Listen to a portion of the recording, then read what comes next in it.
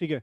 आज का हमारा लेक्चर टेक्निकल इंडिकेटर्स, जैसा आपको बताया था कि हम अपने प्राइस चार्ट के अंदर आज से पहले जो हमने स्टडी किया है वो नेकेड प्राइस सेक्शन था, जिसके अंदर हम just higher highs and higher lows के साथ अपनी स्टडी को कंटिन्यू करे हुए थे। मार्केट की कंडीशंस को हम पहचान सकते थे कि मार्केट रेंजिंग कंडीशन में है, हाई वोलेटाइल है या ट्रेंडिंग कंडीशन में। आज हम टेक्निकल इंडिकेटर्स को स्टडी करेंगे जिनको हम अपनी हेल्प के लिए इस्तेमाल कर सकते हैं प्राइस एक्शन के साथ। लेकिन मैं आपको ये बात बता दूं कि तमाम इंडिकेटर्स कुछ हद तक लैग कर रहे होते हैं, सिवाय वॉल्यूम के। वॉल्यूम को हटा के तमाम इंडिकेटर्स कुछ हद तक लैग कर रहे होते हैं। कुछ हद तक मैं क्यों कह रहा हूं? इस वजह से कह रहा हूं, असल में अगर हमें उनको अच्छे से इस्तेमाल करने का तरीका पता है ना, तो फिर हम चाहे वो लैग भी कर रहे हैं, हम बहुत अच्छे से ट्रेडिंग कर सकते हैं। और नंबर वन पे हमेशा प्राइस एक्शन का ही नंबर आता है। तो आज हम देखने वाले introduction and understanding of technical indicators, जिसके अंदर हम देखेंगे ADX, McD, RSI, stochastic and ATR. तमाम इंडिकेटर्स को हम स्टडी करेंगे।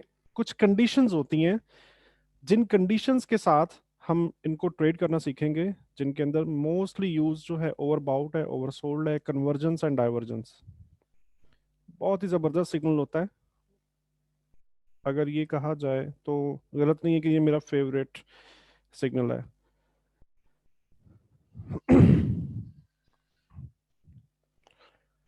अच्छा जी, technical indicators. Technical indicators actually होते क्या है? टेक्निकल इंडिकेटर्स एक तरह का मैथमेटिकल फॉर्मूला होता है। आ, हर एक इंडिकेटर के अंदर प्राइस को मुख्तलिफ मैथमेटिकल फार्मूलाज के साथ मुख्तलिफ अंदाज में कैलकुलेट किया जा रहा होता है, जिससे हमें कुछ अंदाज़ा हो रहा होता है कि मार्केट क्या करने वाली है। अ, अगर आपको higher highs and higher lows या lower highs and lower lows देखने में, उनको पहचानने में थोड़ी सी मुश्किल पेश आती है, तो इन कैलकुलेशंस को, जो ये इंडिकेटर हमें कैलकुलेट करके, होता क्या है कि ऊपर एक विंडो चल रही होती है जिसके अंदर चार्ट चल रहा होता है। तो ये एक नई विंडो ओपन हो जाती है। जिन जो लोग नहीं जानते टेक्निकल इंडिकेटर्स के बारे में बिल्कुल, उनके लिए तारुफ देना चाहूंगा कि ये मेन विंडो के अंदर क्या हो रहा होता है, चार्ट चल रहा होता है, जिसे हम प्राइस एक्शन या प्राइस चार्ट कहते हैं। और इस प्राइस एक्शन को मुख्तलिफ अंदाज में कैलकुलेट करने के बाद यहाँ पर इंडिकेटर की कुछ वैल्यूज आ रही होती हैं। जो भी इंडिकेटर यहाँ पे इंस्टॉल हुआ हुआ है, तो ये अलग विंडो में ओपन हो जाता है। और इन वैल्यूज के अंदर कुछ इंडिकेशंस होती हैं, जिसके अंदर सबसे ज्यादा जो ट्रेड किया जाने वाली इंडिकेशन है वो overbought and oversold indication है। होता क्या है कि टेक्निकल इंडिकेटर्स, बहुत से लोग ये कहते हैं कि जी बहुत लॉस करवाते हैं।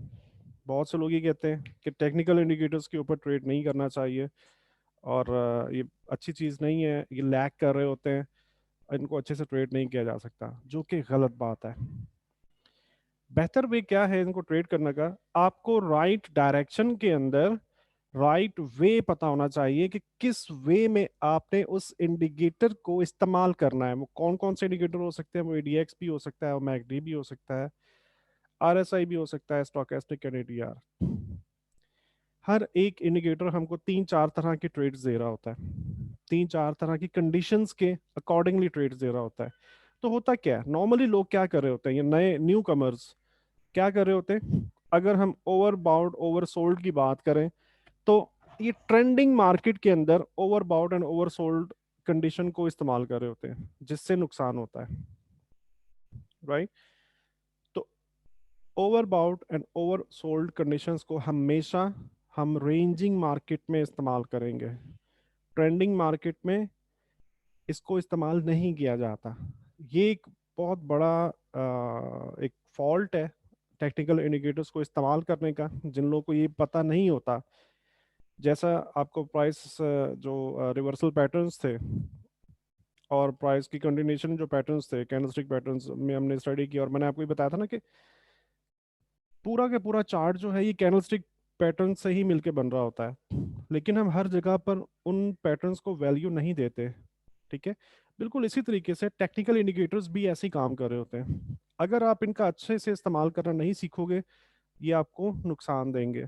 और अगर आप अच्छे से इस्तेमाल करना सीख जाते हो, तो यानी कि आपको ये पता होना चाहिए किस कंडीशन में कौन सा इंडिकेटर काम करेगा, तो आप इससे बहुत अच्छे फायदा उठा सकते हो। सबसे पहले हम सीखेंगे कि ऑसिलेटर क्या होता है। ऑसिलेटर होता है प्राइस एक्शन को एक खास फार्मूला के तहत इंडिकेटर की विंडो में दो लेवल्स लगा दिए जाते हैं। इस तरह से दो लेवल्स लगा दिए जाते हैं, और इंडिकेटर की वैल्यू लाइन जो होती है ना,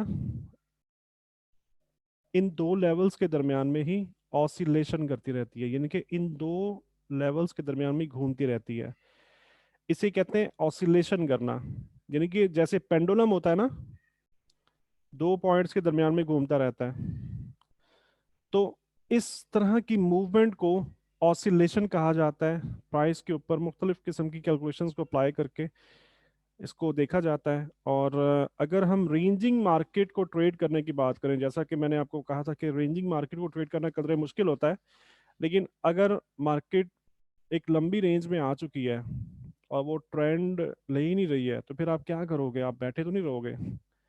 तो आपकी हेल्प के लिए ये और बेटर है कि आप ऑसिलेटर्स को इस्तेमाल करो। और मिसाल के तौर पे ये 100 का लेवल है, ठीक है, और ये 0 का। ये मुख्तलिफ इंडिकेटर्स में मुख्तलिफ लेवल्स होते हैं। तो इनमें कंडीशन क्या होती है, यानी कि जब इंडिकेटर की वैल्यू +100 से ऊपर हो जाए, तो फिर ये कहलाता है ओवरबाउट, जिसके अंदर हम क्या करते हैं, बाय देखना छोड़ देते हैं और हम सेलिंग अपॉर्चुनिटी तलाश कर रहे होते हैं।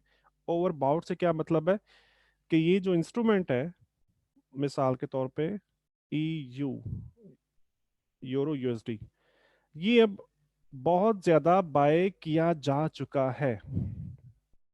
अब इसके ज्यादा बाय होने के चांसेस कम है, राइट। तो हम क्या करते हैं, जब भी इंडिकेटर 100 से ऊपर घूम रहा होता है, हम इसको बाय नहीं करते, क्योंकि ये ऑलरेडी बहुत ज़्यादा बाय हो चुका होता है। तो अब हम इसको सेलिंग अपॉर्चुनिटी तलाश करेंगे इस चार्ट में।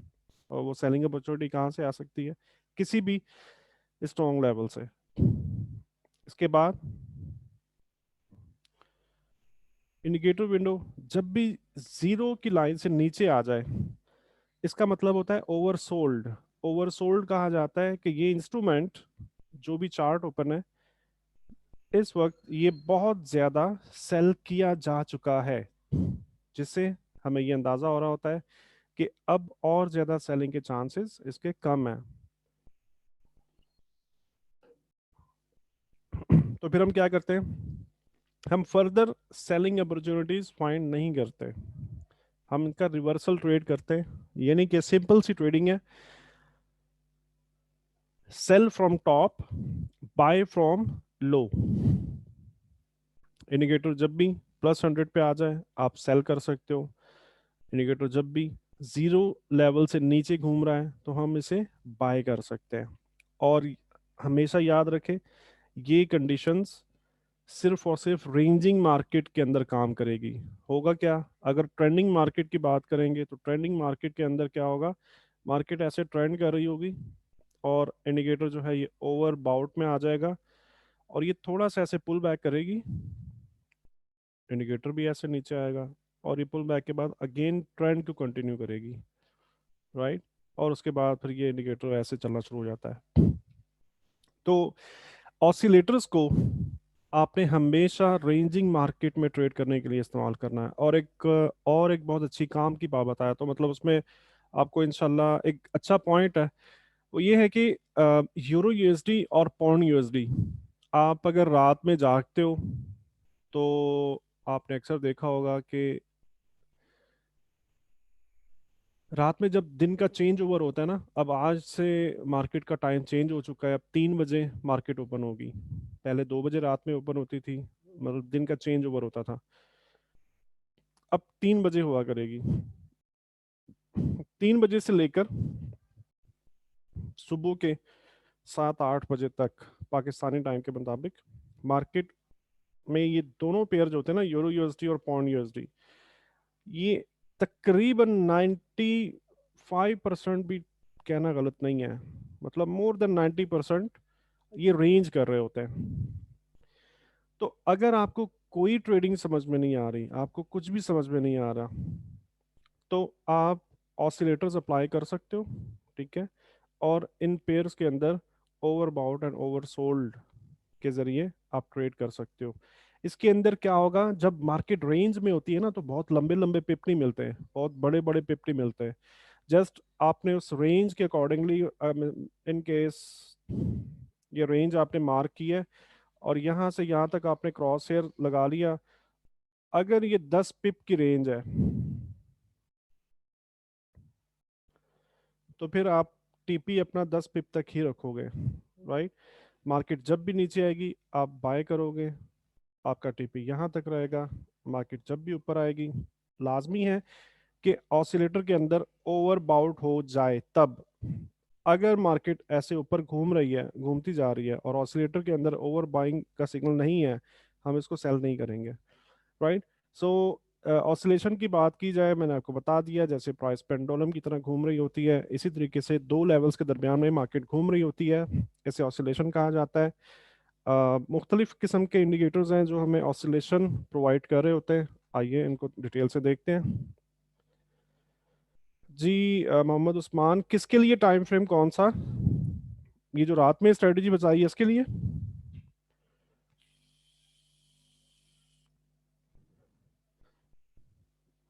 जो रात में स्ट्रेटजी बताई है इसके लिए हम 5 टाइम फ्रेम यूज कर लें, M5, ओके।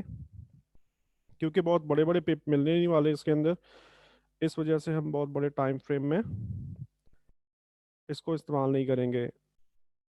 हाँ, रेंजिंग देखो डिफरेंट होती है ना, चीज़ें डिफरेंट होती है, मतलब रेंज कभी कभी बड़ी होती है, कभी कभी ऐसी रेंज भी मिल जाती है, कभी कभी ऐसी रेंज भी मिल जाती है, कभी कभी ऐसी रेंज भी मिल जाती है। तो ये कंडीशंस पे वेरी करता है कि रेंज का साइज क्या है, कितने पिप की रेंज बन रही है, तो उसके मुताबिक फिर टाइम फ्रेम। अगर तो इस तरह की बहुत छोटी सी रेंज है तो फिर डेफिनेटली इसको H1 में ट्रेड नहीं किया जा सकता, ठीक है।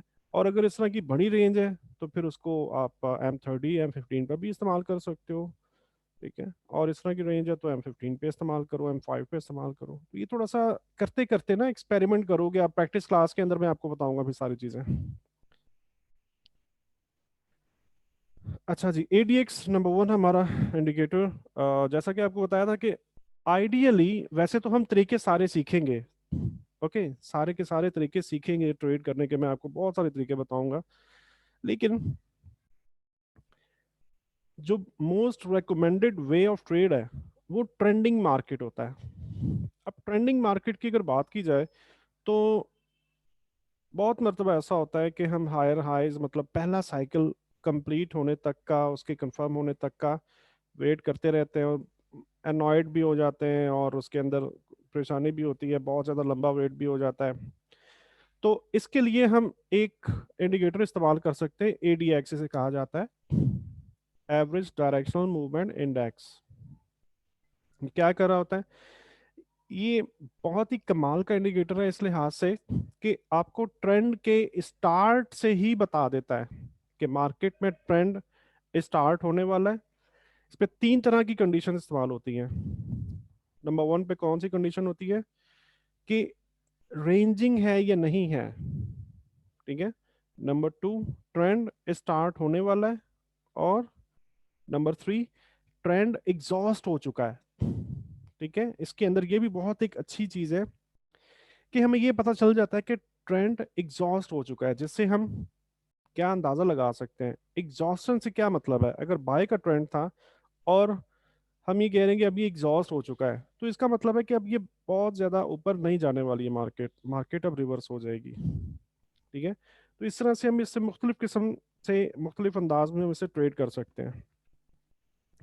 एडीएक्स के अंदर ही दो इंडिकेटर और इस्तेमाल हो रहे होते हैं। कौन कौन से? D I positive and D I negative.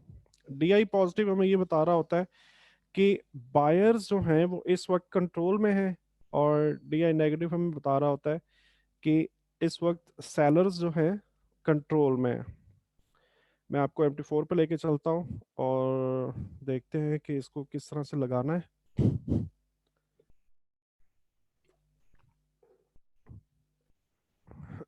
और इसकी कंडीशंस को भी देखते हैं। इंसर्ट में जाएंगे, इंडिकेटर्स में जाएंगे, और ये एवरेज डायरेक्शनल मूवमेंट इंडेक्स, इसके अंदर आपने क्या करना है? अगर आप फर्स्ट टाइम इसको लगा रहे हो तो हो सकता है आपके पास ये लेवल्स ना आ रहे हो। ये तीसरा टैब है, इसमें हो सकता है ये लेवल्स ना आ रहे हो। ठीक है, तो आपने क्या करना है, आपने ऐड का बटन प्रेस करना है और यहाँ पर 20 टाइप कर देना है, और बाहर 20 मैंने टाइप कर दिया, और उसके बाद बाहर कहीं पर भी क्लिक करेंगे तो ये लेवल सेव हो जाएगा। उसके बाद दोबारा से आपने ऐड का बटन दबाना है, 25 ऐड क्लिक कर देना है, और 25 टाइप कर देना है, और बाहर कहीं पर भी क्लिक करेंगे लेवल सेव हो जाएगा। दोबारा से ऐड का बटन दबाएंगे और यहाँ पे 50 टाइप करेंगे, और बाहर कहीं पर भी क्लिक करेंगे वो लेवल सेव हो जाएगा। अब ये तीनों लेवल हमारे पास ऐड हो चुके हैं। ओके का बटन दबाएंगे तो अब ये देखें, इंडिकेटर विंडो हमारे पास आ चुकी है, इंडिकेटर इंस्टॉल हो चुका है। तीन इसके अंदर हमें लाइंस, हम कह सकते हैं इसको मूविंग एवरेजेस होती हैं एक्चुअली। एक ये सॉलिड लाइन है, इसे ADX लाइन कहा जाता है। ये देखिए सॉलिड लाइन है। एक इसके अंदर लाइन है ये वाली, रेड कलर के अंदर डॉटेड लाइन है ये DI नेगेटिव लाइन है। और ये ग्रीन लाइन है ये वाली, ये DI पॉजिटिव लाइन है। DI नेगेटिव लाइन हमें क्या बता रही होती है कि सेलर्स जो है इस वक्त स्ट्रॉन्ग है, और DI पॉजिटिव जो है ये हमें बता रहा होता है कि बायर्स इस वक्त स्ट्रॉन्ग है। अच्छा, अब हम ये देखते हैं कि हम इसको इस्तेमाल कैसे कर सकते हैं इंडिकेटर को। बल्कि मैं एक काम करता हूँ कि इसको थोड़ा सा मैं थिक कर देता हूँ।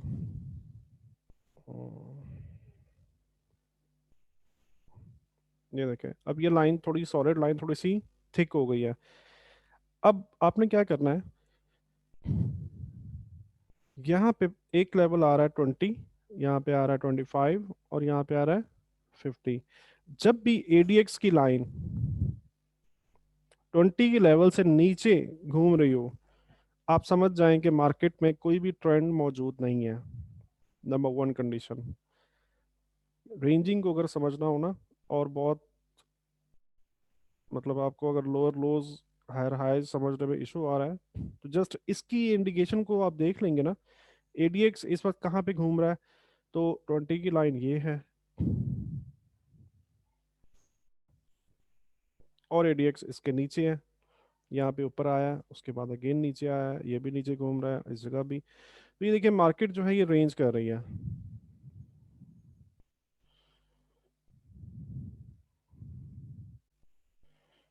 राइट, तो पहली इंडिकेशन ये है कि जब भी 20 के लेवल से मार्केट नीचे घूम रही होगी, ADX लाइन, तो हम ये अज्यूम करेंगे कि मार्केट में इस वक्त कोई भी ट्रेंड मौजूद नहीं है।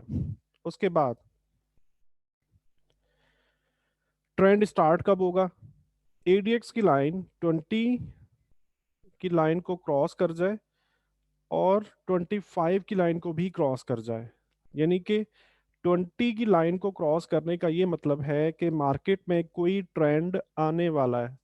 कोई ट्रेंड, नॉट अभी मैंने बाय बाय ट्रेंड की या सेल ट्रेंड की बात नहीं की है।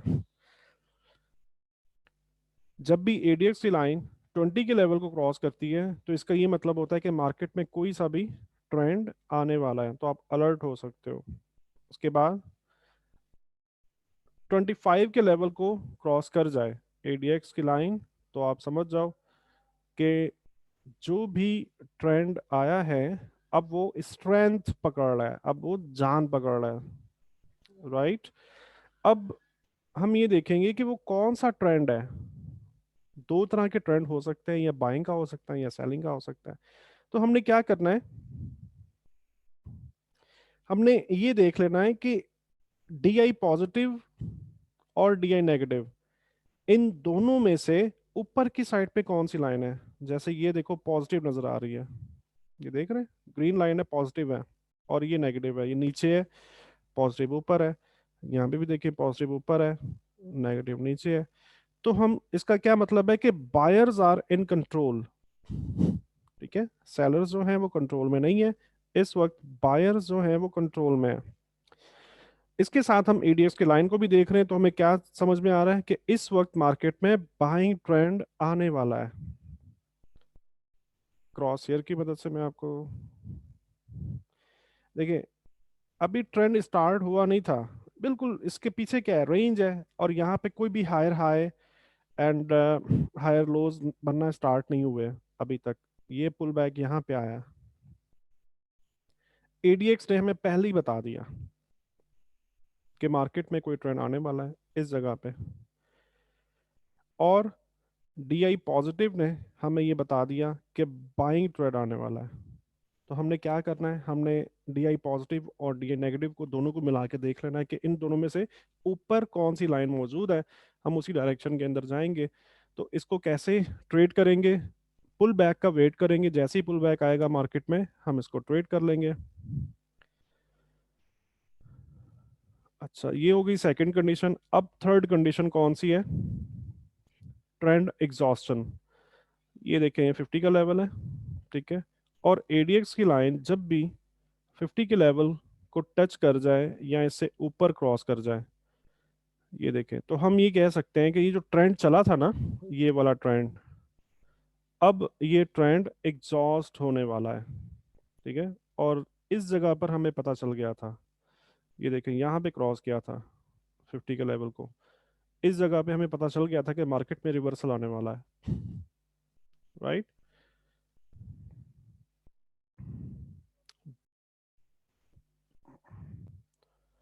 थोड़ा और भी समझ में आ रहा है किसी को, कोई मुश्किल एडीएक्स में?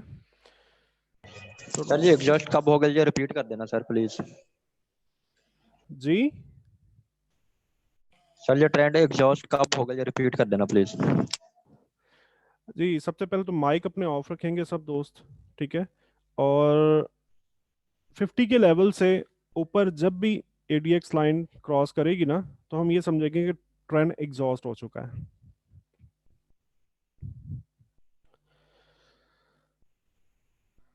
अच्छा,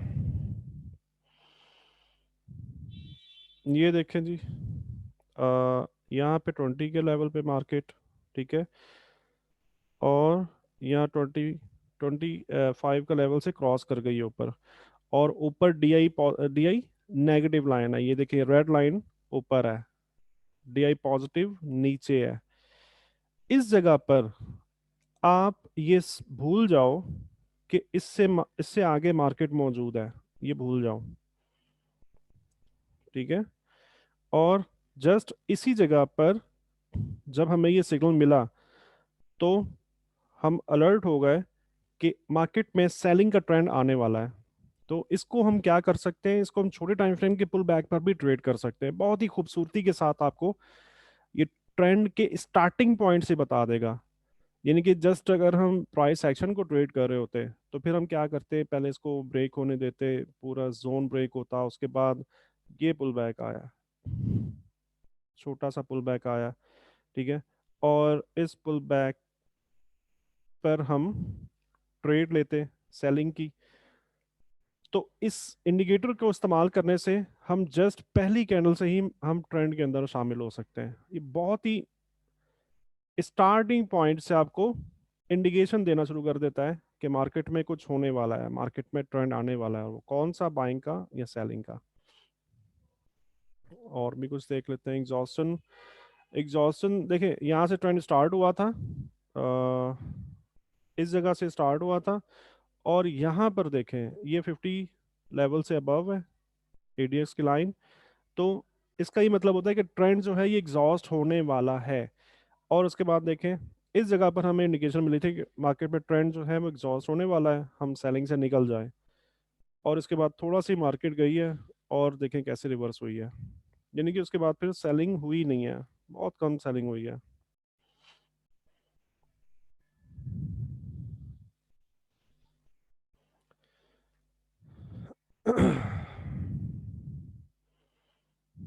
ये देखें कैसा खूबसूरत सिग्नल है।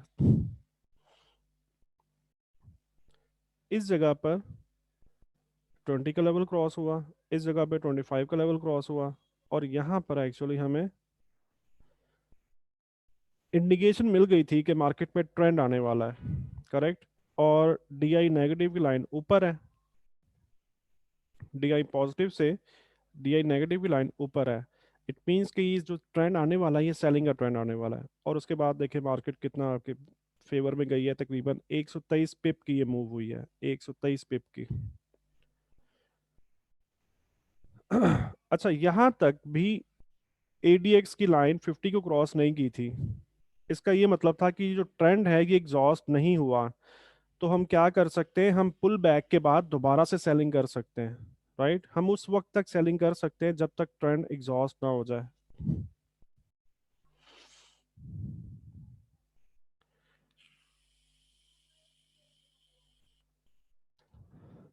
जी ये नेकेड प्राइस नहीं है ना आबिद, हमने मुख्तलिफ कैलकुलेशंस को प्राइस के ऊपर मुख्तलिफ कैलकुलेशंस करने के बाद इसको अप्लाई किया हुआ है। इस वजह से हमें ये पहले ही इंडिकेशन दे रहा होता है।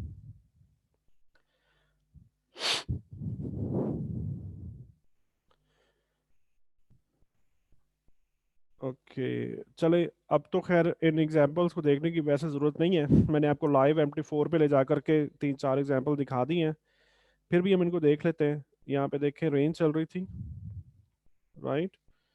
और इस जगह पर 20 का लेवल क्रॉस हुआ। ये जगह कौन सी बनती है, ये जगह बनती है, राइट। और हम बाय में आ सकते थे। ये है डीआई पॉजिटिव लाइन, ये वाली, तो ये इस लाइन से ऊपर है। इट मींस कि ये जो ट्रेंड आने वाला है ये बाइंग का ट्रेंड आने वाला है, राइट। और देखिए यहाँ तक भी अभी कोई भी साइकिल कंप्लीट नहीं हुआ।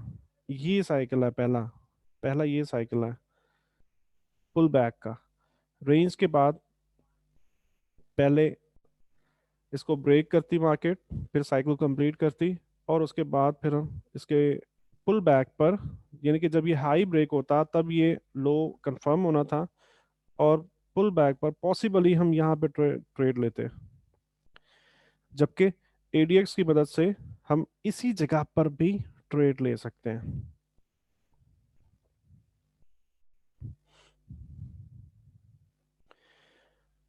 ये भी मैं आपको दिखा चुका हूँ कि ट्रेंड एग्जॉस्ट कैसे होता है। 50 के लेवल से मार्केट जब भी ऊपर जाएगी इट मीन्स कि ट्रेंड एग्जॉस्ट हो चुका है। और ये देखें बिल्कुल इस जगह पर ही, मतलब मार्केट जब इस जगह पर थी ना, करीब करीब इस जगह पर, हमें इस वक्त से ही पता चलना शुरू हो गया था कि मार्केट में अब ट्रेंड जो है वो एग्जॉस्ट हो चुका है। यानी कि हम फिर अपनी ट्रेड को ज़्यादा लंबा कंटिन्यू नहीं करेंगे। हम क्या करेंगे, हम वेट करेंगे कि मार्केट किसी रेजिस्टेंस तक पहुंच जाए। ये देखो रेजिस्टेंस, ठीक है। और वहां से हम इसको रिवर्स ट्रेड भी कर सकते हैं, ये भी एक एडिशनल वे ऑफ ट्रेड है। बट मैं अभी ये रेकमेंड नहीं करूंगा कि ज़्यादा ओवर ट्रेड नहीं करना होता। अगर आप हर मूवमेंट को कैप्चर करने की कोशिश करोगे ना तो आप अभी स्टक हो जाओगे। हाँ, एक्सपीरियंस लो, पहले अच्छी सी प्रैक्टिस करो, एक्सपीरियंस हासिल करो, उसके बाद फिर आप ये ट्रेड भी कर सकते हो, ये रिवर्सल भी आप ट्रेड कर सकते हो। हाँ, इस रेजिस्टेंस पर अगर आप ट्रेड करना चाहो तो बिल्कुल, क्योंकि ऑलरेडी ये एक स्ट्रॉन्ग लेवल है। मार्केट बहुत टाइम के बाद, तकरीबन 4 दिन के बाद मार्केट इस लेवल को रीच कर रही है। तो आप इसको रिवर्सल भी ट्रेड कर सकते हो। अच्छा जी, अगला इंडिकेटर है हमारे पास मैकडी। मैकडी, गैरलोइड एप्पल ने तकरीबन 70s की लेट में बनाया था, 70s में बनाया था ये, और ये अब तक उतना ही वैलिड है जब से ये बना है। होता क्या है कि इसके अंदर तीन तरह की मूविंग एवरेजेस को इस्तेमाल किया जाता है, और इन मूविंग एवरेजेस की कन्वर्जेंस और डाइवर्जेंस को देखा जाता है। यानी कि मैकडी से कहा जाता है moving average convergence divergence oscillator. तो ये ऑसिलेशन फैमिली से बिलोंग करता है। आप इसको ओवरसोल्ड ओवरबाउट एरिया के लिए भी इस्तेमाल कर सकते हो, कन्वर्जेंस डाइवर्जेंस के लिए भी इस्तेमाल कर सकते हो। एंड इसको आप ट्रेंड की कंटिन्यूएशन में भी इस्तेमाल कर सकते हो, और ट्रेंड की रिवर्सल अपॉर्चुनिटीज के लिए भी इस्तेमाल कर सकते हो। चलिए देखते कैसे। मैकडी कैसा नजर आता है? ये इंडिकेटर विंडो है। इसके अंदर हमें तीन तरह की मूविंग एवरेजेस नजर आ रही होती हैं, जो कि एक फार्मूला के तहत ये 26 की मूविंग एवरेज होती है। ठीक है, 26 की मूविंग एवरेज, ये 12 की मूविंग एवरेज है ये वाली, और ये 9 की मूविंग एवरेज है। ये जो हिस्टोग्राम, इसे कहते हैं हिस्टोग्राम। अगर आप इन्हीं मूविंग एवरेजेस को चार्ट पर अप्लाई कर दो ना, बिल्कुल ऐसे ही जैसे ये नजर आ रही हैं, तो आपको ये ऐसी नजर आएंगी। ये देखो तीन मूविंग एवरेजेस है, ब्लैक, रेड एंड ये डॉटेड ब्लैक वाली। इसके अंदर हम क्या क्या देख सकते हैं? जब भी दो मूविंग एवरेजेस आपस का दरमियानी फासला जब बढ़ रहा होता है ना इनका, इसे कहा जाता है कन्वर्जेंस, सॉरी डाइवर्जेंस। जब भी दो मूविंग एवरेजेस एक दूसरे से दूर जा रही हो, इनका आपसी फासला बढ़ रहा हो, इसे कहते हैं डाइवर्जेंस। इस डाइवर्जेंस से हमें क्या सिग्नल मिल रहा होता है कि ट्रेंड स्ट्रांग है। ठीक है, जो भी ट्रेंड चल रहा है बाइंग का या सेलिंग का, वो स्ट्रांग चल रहा है। उसके बाद जैसा कि यहाँ पे देख सकते हो कि ये ब्लैक और रेड मूविंग एवरेज के अंदर फासला बहुत ज्यादा है, और यहाँ पर देखें तो ये बिल्कुल एक साथ में ट्रेवल कर रही हैं। इस जगह को कहा जाता है कन्वर्जेंस, कि अब ये दोनों मूविंग एवरेजेस एक दूसरे के बहुत करीब हो चुकी हैं। जैसा कि ये है डाइवर्जेंस और ये है convergence, that is divergence, and ये भी डाइवर्जेंस है, और इस फेज को कन्वर्जेंस कहा जाता है। कि ये खैर जस्ट आपको इंडिकेटर कैसा कैसे काम करता है, इंडिकेटर किस बेस पर ये बना हुआ है, ये समझाने के लिए ये सब बातें मैं आपको बता रहा हूँ। आपको मैनुअली ये सब कुछ नहीं करना एक्चुअली। मैकडी इंडिकेटर आपके लिए सब कुछ ऑटोमेटिकली कर रहा होता है। जस्ट ये काम कैसे करता है मैं आपको ये बता रहा हूँ, कि डाइवर्जेंस और कन्वर्जेंस को ये किस तरह से देख रहा होता है। जैसा कि यहाँ पे देखें तो ये मूविंग एवरेजेस के अंदर बहुत ज्यादा फासला आ चुका है आपस में। इट मींस, और देखो ट्रेंड भी कितना स्पीड में जा रहा है। जैसे यहाँ पर डाइवर्जेंस ज्यादा थी, ट्रेंड भी स्पीड में जा रहा था। यहाँ पे डाइवर्जेंस है लेकिन बहुत ज्यादा अच्छी, जैसे इतनी ज्यादा डाइवर्जेंस है ना, तो इससे इसके मुकाबले में ये डाइवर्जेंस कुछ कदरे कम है। तो ट्रेंड तो चल रहा है, बट इसका एंगल बहुत अच्छा शार्प नहीं है। तो इन्हीं तीन मूविंग एवरेजेस को एक खास फार्मूला के तहत क्या किया गया कि इस इंडिकेटर की शक्ल में चेंज कर दिया गया। यानी कि ये वाली जो रेड लाइन है ना, ये वाली रेड लाइन, इसको हिस्टोग्राम की शक्ल दे दी गई है। यानी कि ये कौन सी है, गौर से देखें जरा, ये देखें, उस रेड लाइन को देखेंगे ना, तो अब आपको समझ में आना शुरू हो जाएगा कि ये इंडिकेटर काम कैसे कर रहा है। जैसे जैसे ये मूव कर रही है रेड लाइन, ऐसे ही ये मूवी हिस्टोग्राम की आउटर लाइन मूव कर रही होगी। ये देखें, ठीक है। तो जस्ट इसमें क्या किया है, एक हिस्टोग्राम के शक्ल में इसको चेंज कर दिया गया। इसके बाद 26 की मूविंग एवरेज को फ्लैट कर दिया गया फार्मूला के तहत। ये जो जीरो का लेवल है ना, ये बहुत ही कम लोग जानते हैं। आप किसी से भी पूछ लो कि मैकडी काम कैसे करता है, या मैकडी का जीरो का लेवल का मतलब क्या है, किसी को भी पता नहीं होगा। असल में ये 26 की मूविंग एवरेज है, जिसको एक फार्मूला के तहत बिल्कुल फ्लैट कर दिया गया है, राइट। और उसके बाद ये 9 की मूविंग एवरेज जो कि ये इसके बीच में ट्रेवल कर रही है। अब हम इसको अपनी ट्रेडिंग में किस तरह से देख सकते हैं।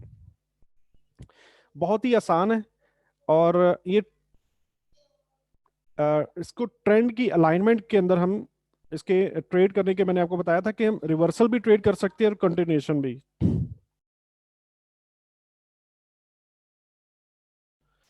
कंटिन्यूएशन कैसे ट्रेड कर सकते हैं, हमने इसको अलाइनमेंट देखने के लिए इस्तेमाल कर लेना है।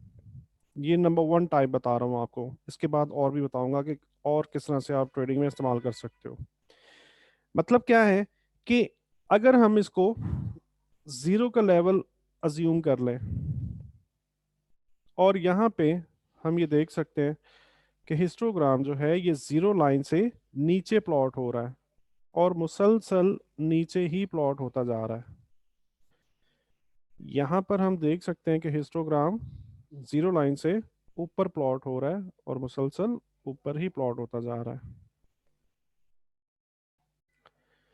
तो हम ट्रेंड के साथ इसको अलाइन कैसे करेंगे कि हिस्टोग्राम जब भी जीरो लाइन से ऊपर प्लॉट हो रहा हो, तब हमको बाइंग साइड पे अलाइनमेंट मिल जाती है, यानी कि हम सेलिंग अपॉर्चुनिटी नहीं तलाश करेंगे, right.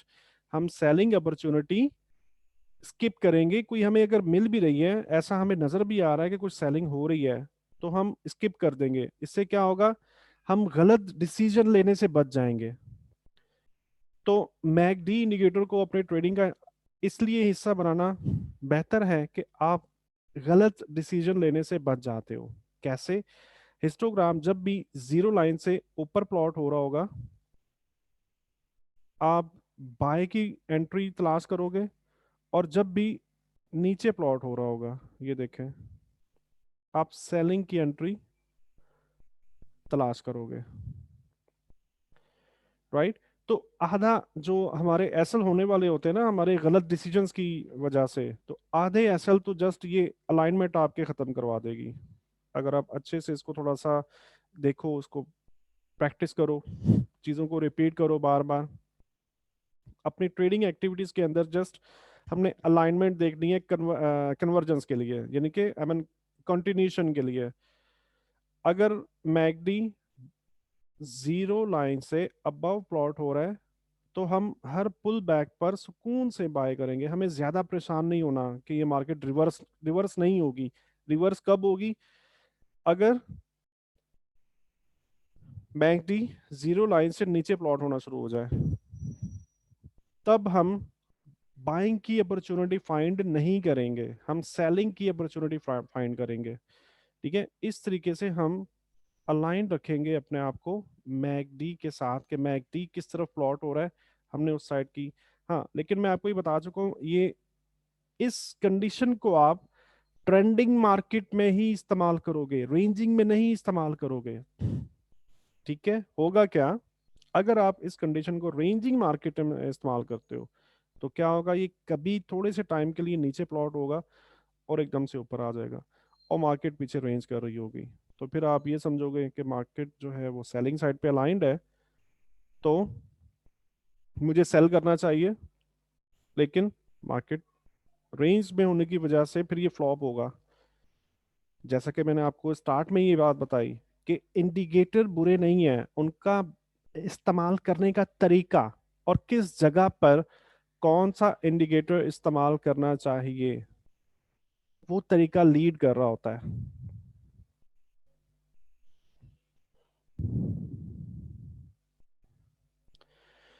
Bearish alignment with McD मैं आपको बता चुका हूँ, जीरो का लेवल। और इस जगह के बाद देखें, मार्केट पहले बाय में थी और ये मूविंग एवरेज नीचे आना शुरू हो गई है, देखें। मतलब क्या है, यानी कि एक और भी आप देख सकते हो कि ये हिस्टोग्राम जितने बड़े बड़े बन रहे हैं ना, यानी कि ये बड़े बड़े हिस्टोग्राम बन रहे हैं। इसका मतलब है कि कन्वर्जेंस, सॉरी, डाइवर्जेंस ज्यादा है, डाइवर्जेंस ज्यादा है।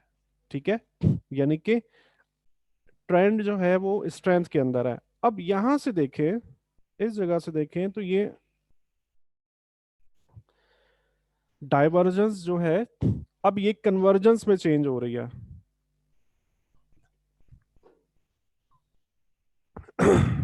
ये देखें, कन्वर्जेंस में चेंज हो रही है। ठीक है, तो इसका क्या मतलब है कि ट्रेंड के अंदर जो स्ट्रेंथ थी अब वो खत्म होती जा रही है। ये हिस्टोग्राम की बार्स में हम इसको बार कह सकते हैं कि ये एक बार है ये हिस्टोग्राम की। ये छोटी होना शुरू हो जाए इसका मतलब है कि कुछ खास ट्रेंड मौजूद नहीं है। राइट, बेयरिश में कैसे इसे अलाइन करेंगे, जैसे ही ये बुलिश मार्केट जीरो का लेवल ब्रेक करके नीचे आना शुरू हो जाए देन हम यहाँ से बाइंग अपॉर्चुनिटी फाइंड आउट नहीं करेंगे। करेक्ट। अब देखें इसके साथ हम गलत फैसला कैसे ले सकते थे, इन केस मैं जस्ट एक आपको समझाने के लिए बता रहा हूँ। इसके पीछे चले, खैर रेंज है और उसके बाद मार्केट ऊपर गई है। इस मार्केट का ऊपर जाना ये पॉसिबल था कि हम इसको पुल बैक भी समझ सकते थे। हम ये समझ रहे थे कि जब तक मार्केट इस लो को ब्रेक नहीं करेगी उस वक्त तक हम सेलिंग में नहीं आएंगे। तो ये पॉसिबल था कि हम इसको जस्ट एक पुल बैक तस्वर करते हुए यहां से बाय के ट्रेड लेते, ये पॉसिबल था। ठीक है, जो कि मैकडी के साथ जब आप अलाइनमेंट चेक कर लोगे ना तो आपको वो बता देगा कि इस वक्त सेलिंग जो है वो स्टार्ट हो चुकी है, आपको बाइंग अपॉर्चुनिटी तलाश नहीं करनी। राइट, तो जीरो के लेवल से हिस्टोग्राम अब नीचे प्लॉट होना शुरू हो गए, मींस सेलिंग आ चुकी है और अब आपको सेलिंग अपॉर्चुनिटी ही तलाश करनी है। ठीक है, समझ में आ रहा है, यहां तक समझ में आ रहा है, कोई इशू? MT4 पे लेके चलता हूँ और ये वाला इंडिकेटर मैं रिमूव कर देता हूँ ताकि आपको एग्जाम्पल भी दिखा सकूं।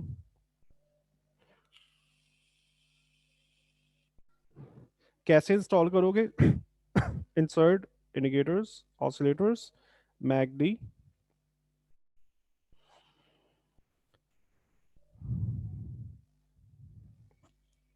यहाँ पे देखिए,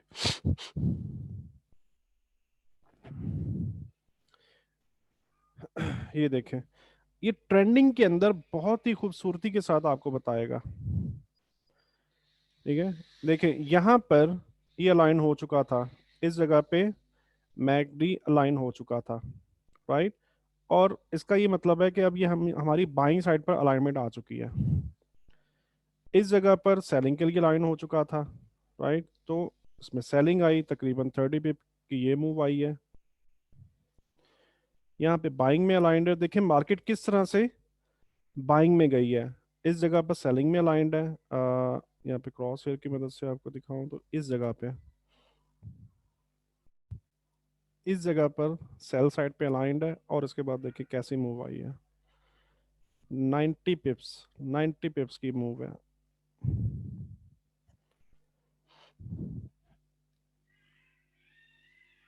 और ये देखें,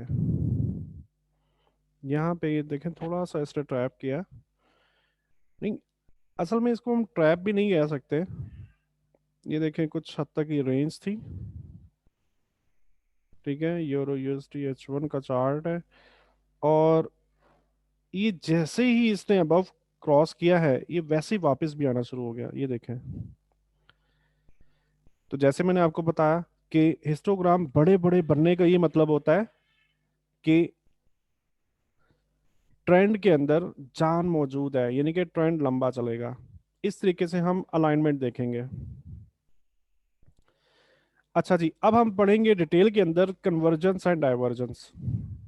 ये वो वाली कन्वर्जेंस एंड डाइवर्जेंस नहीं है जो अभी हमने मैकडी के अंदर देखी है।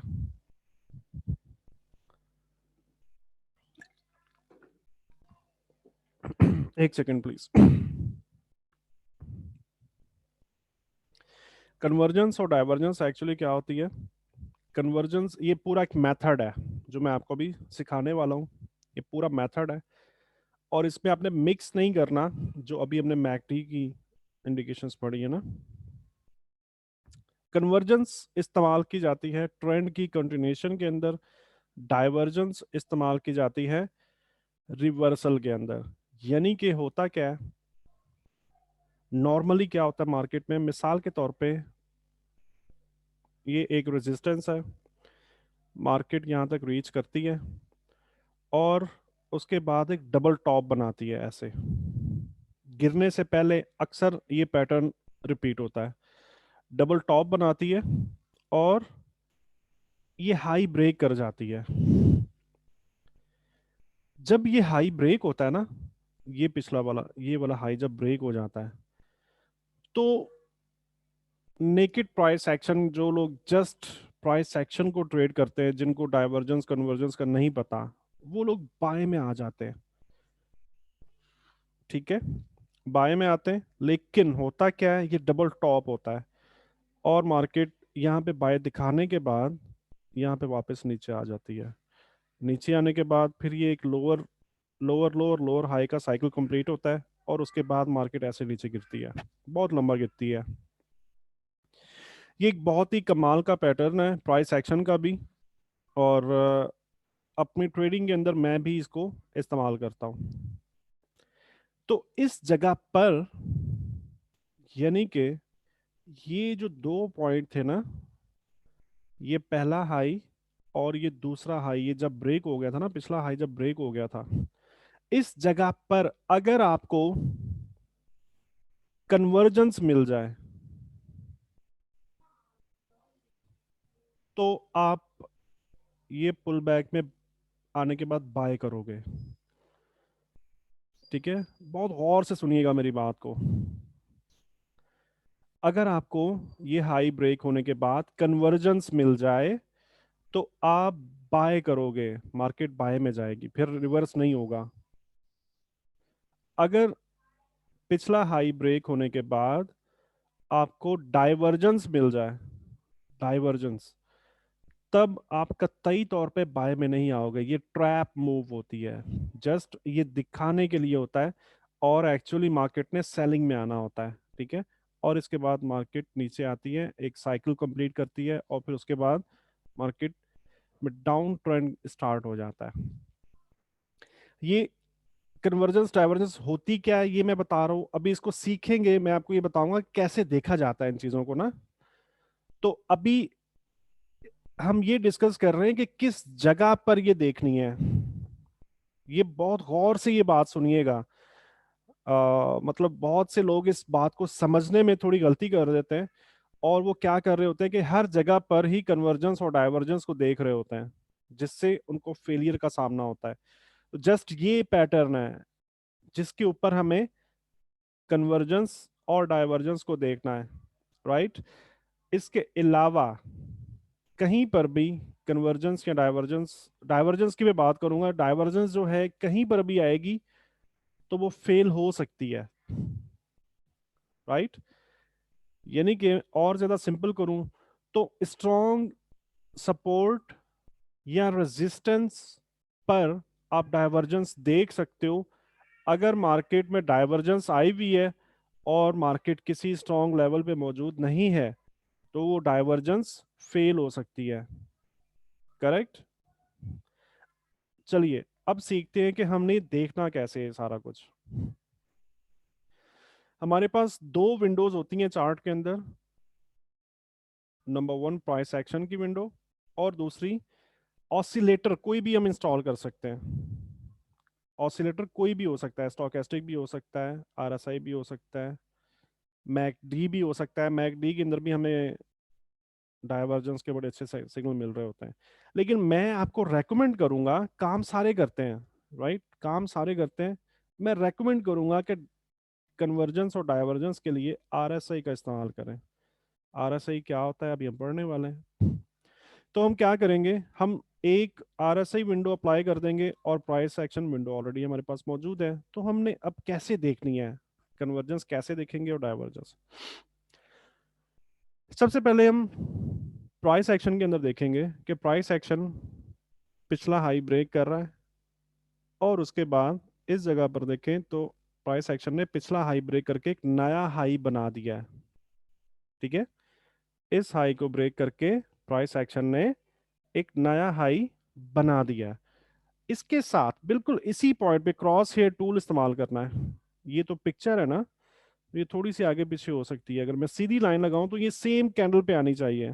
क्रॉस हेयर आपने इस्तेमाल करना है, अंदाजे नहीं लगाने, राइट। क्रॉस हेयर आपने इस्तेमाल किया, आपने आरएसआई की विंडो में भी देखना है कि यहाँ पे हाई ब्रेक हुआ था, ओके। और उसके बाद जब ये वाला हाई प्राइस एक्शन ने ब्रेक करने के बाद एक नया हाई बनाया, तो आरएसआई को भी एक नया हाई बनाना चाहिए। यानी कि आरएसआई विंडो में इस हाई को ब्रेक करके एक नया हाई बनाना चाहिए। जब भी ऐसी कंडीशन हो, हम इसे क्या कहेंगे? Convergence in up trend. ठीक है, कन्वर्जेंस इन अप ट्रेंड। ये मैं आपको बता चुका हूं और रिपीट कर रहा हूं कि कन्वर्जेंस हमेशा ट्रेंड की कंटिन्यूएशन के अंदर देखते हैं। ठीक है, तो इसका ये मतलब है कि हम जस्ट पुल बैक पर हम बाय करेंगे। और अगर मैं यहां पर एक लाइन लगा दूं प्राइस एक्शन को, और मैं यहां पर एक लाइन लगा दूं आरएसआई पर, तो मैं ये देख सकता हूं कि ये दोनों लाइनें एक ही सिमत में ट्रेवल कर रही हैं। ठीक है, एक दूसरे के मुखालिफ नहीं है, एक दूसरे के मुतजादी नहीं है, ये एक ही सिमत में ये ट्रेवल कर रही हैं। अप ट्रेंड के अंदर कन्वर्जेंस देखनी हो तो हमेशा हाई टू हाई देखा जाता है, हम लो टू लो नहीं देखेंगे। ट्रेंड लाइन जब लगाते हैं तो फिर लो टू लो लगाते हैं। अप ट्रेंड में हम कन्वर्जेंस जब भी देखेंगे या डाइवर्जेंस जब भी देखेंगे, हाई टू हाई मिलाकर देखेंगे। अब बात करते हैं कन्वर्जेंस इन डाउन ट्रेंड। डाउन ट्रेंड के अंदर हम लो टू लो मिलाते हैं। नंबर वन पे पॉइंट है कि हम लो टू लो मिलाते हैं। प्राइस एक्शन को देखेंगे तो एक लो बनाया, उसके बाद मार्केट ने लो ब्रेक करने के बाद एक नया लो बना दिया। ये देखें, ये पिछला लो है और ये अगला लो है। बिल्कुल ऐसे ही आरएसआई ने भी इस जगह पर एक लो बनाया, और उसके बाद जब ये लो बना था, यहाँ पे आप क्रॉस हेयर लगाओगे तो इसी कैंडल के ऊपर अभी देखोगे कि आरएसआई नया लो बना रहा है या नहीं बना रहा। अगर तो आपको नया लो बनता नजर आए, जैसे ये पिछला लो ये था और अगला लो ये है, तो फिर हम इसे कहेंगे कि ये कन्वर्जेंस है। और कन्वर्जेंस को हम ट्रेंड की कंटिन्यूएशन के अंदर इस्तेमाल करेंगे। डाउन ट्रेंड की कन्वर्जेंस के लिए हम लो टू लो मिलाते हैं।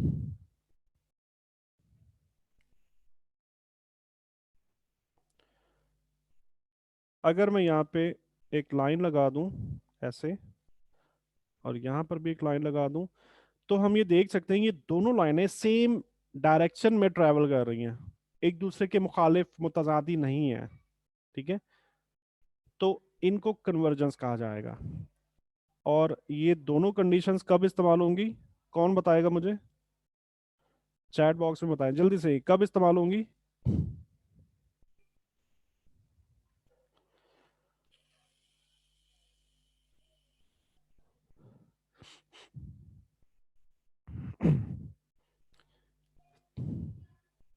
जी, जल्दी से बताएं। जी, ट्रेंड की कंटिन्यूएशन में वकास अहमद शाह ने सही जवाब दिया है। एग्जैक्टली मोहम्मद नईम, जब मार्केट ट्रेंड में नहीं, ट्रेंड में तो होगी, लेकिन हम इसको ट्रेड कैसे कर रहे हैं? ट्रेंड की कंटिन्यूएशन के अंदर। ट्रेंड की कंटिन्यूएशन में कैसे ट्रेड करते हैं, यानी कि इसका ये मतलब है कि मार्केट ट्रेंड कंटिन्यू करेगी।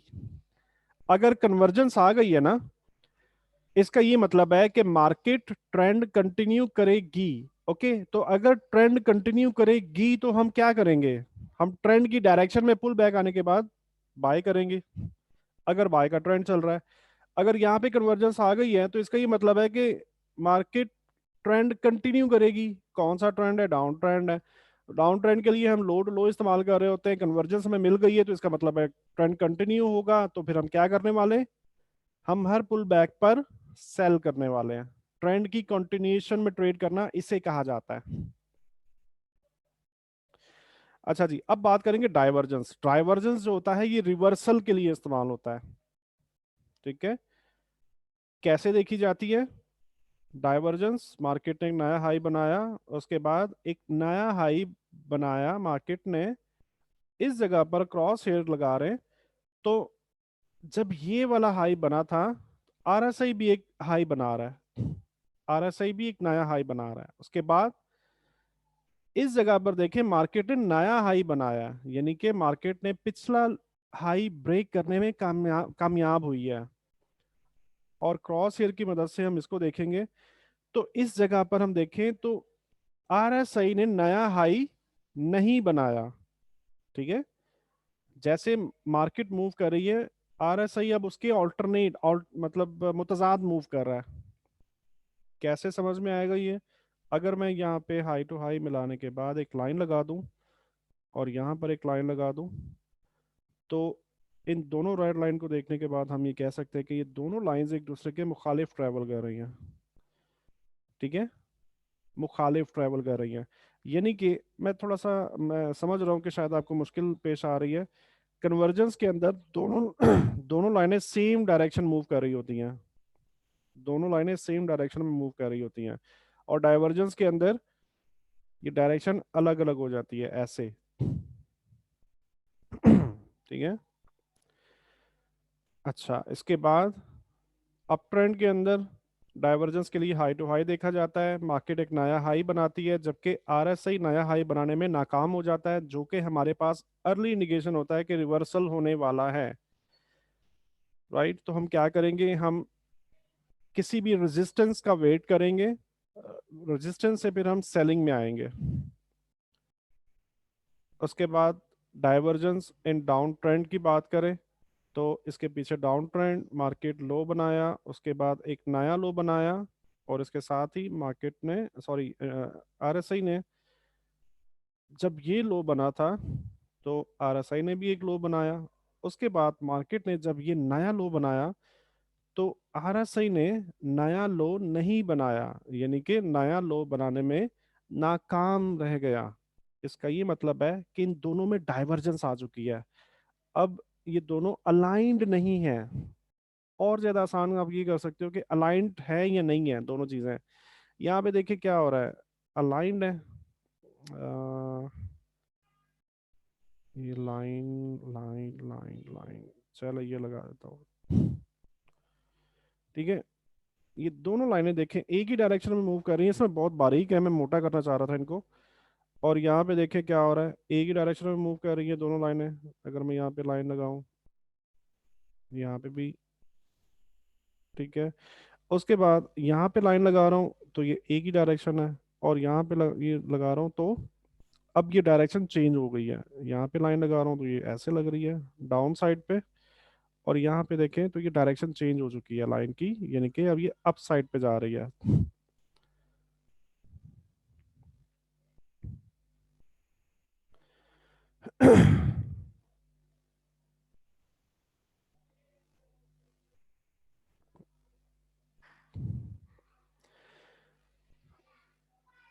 ठीक है, इस तरह से हमने इनको देखना होता है, प्राइस एक्शन और इंडिकेटर को मिला के क्रॉस हेयर की मदद से। चलें, मैं MT4 में आपको लेके चलता हूँ, कुछ एग्जांपल देखते हैं कन्वर्जेंस और डाइवर्जेंस की। ये देखिए पहली एग्जांपल, मार्केट डाउन ट्रेंड के अंदर मौजूद है, यहाँ पे हाई बनाया और उसके बाद एक नया हाई बनाया। ठीक है। अच्छा, मैकडी को देखें, जब ये हाई बना था तो मैकडी ने भी एक नया हाई बनाया था, ये वाला, यानी कि ये हाई ब्रेक करके ये हाई बनाया था। उसके बाद मार्केट ने जब ये वाला हाई ब्रेक कर, सॉरी, हाई कह रहा हूँ उल्टा कह रहा हूँ मैं, लो, लो। ठीक है, तो ये वाला जब लो ब्रेक किया मार्केट ने इस जगह पे, इस जगह पे, तो मैकडी को देखें, तो मैकडी को क्या करना चाहिए था कि यहाँ पर एक नया लो बनाती। ठीक है, लेकिन ऐसा नहीं हुआ, मैकडी एक नया लो बनाने में नाकाम हुआ, जिससे हमें ये पता चल गया कि डाइवर्जेंस आ चुकी है प्राइस सेक्शन में और इंडिकेटर में, दोनों में डाइवर्जेंस आ चुकी है, और ये रिवर्सल साइन होता है।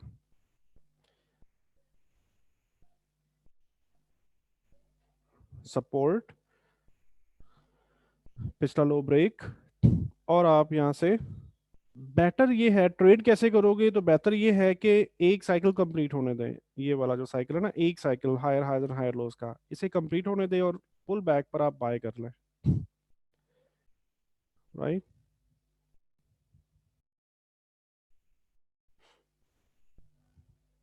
बियरिश डाइवर्जेंस, यहाँ पे देखें मार्केट अप ट्रेंड में थी, यहाँ पे हाई बनाया, उसके बाद मार्केट ने एक नया हाई बनाया, यानी कि मार्केट इस हाई को ब्रेक करके ऊपर चली गई है। मैकडी को देखें तो इस जगह पे मैकडी ने हाई बनाया और उसके बाद यहाँ पे स्ट्रेट लाइन लगाएं, देखें तो इस जगह पे क्या होना चाहिए था, मैकडी को भी एक नया हाई बनाना चाहिए था, लेकिन यहाँ पे ऐसा नहीं हो रहा। यहाँ पे क्या हो रहा है, मैकडी एक नया हाई बनाने में नाकाम रहा, फेल हुआ। तो हम इसको रेफरेंस के लिए हम ये लाइन लगा कर देख सकते हैं। अगर कंफ्यूजन, वैसे तो ये आंखों से भी इजीली हम बगैर लाइन के भी पहचान जाते हैं, लेकिन अगर कंफ्यूजन आ रही हो या बहुत ही थोड़ी सी डाइवर्जेंस है, तो फिर आप लाइन लगाकर इन लाइंस की डायरेक्शन को देख लो। इसकी देखें डायरेक्शन अप साइड पर है और इसकी डाउन साइड पर है, इट मीन्स कि ये एक डाइवर्ट कर रही हैं, एक दूसरे से डाइवर्ट कर रही हैं, दूर जा रही हैं, जो कि एक रिवर्सल सिग्नल होता है, और इसको इमीडिएटली हम सेल कर सकते हैं। इसे कहा जाएगा बेरिश डाइवर्जेंस, जो पहले मैंने आपको एग्जांपल दी उसे बुलिश डाइवर्जेंस के सेंस में लिया जाता है। चले मैं आपको लेके चलता हूँ MT4 पे और इसकी एग्जांपल देखते हैं। बेटर है कि मैं इसके लिए RSI इंस्टॉल करूँ।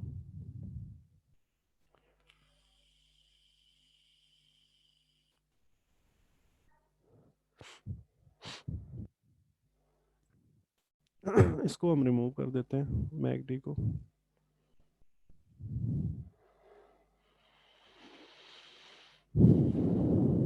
अच्छा जी, देखते हैं कि हमारे पास सिग्नल कहाँ पे है, ये देखें।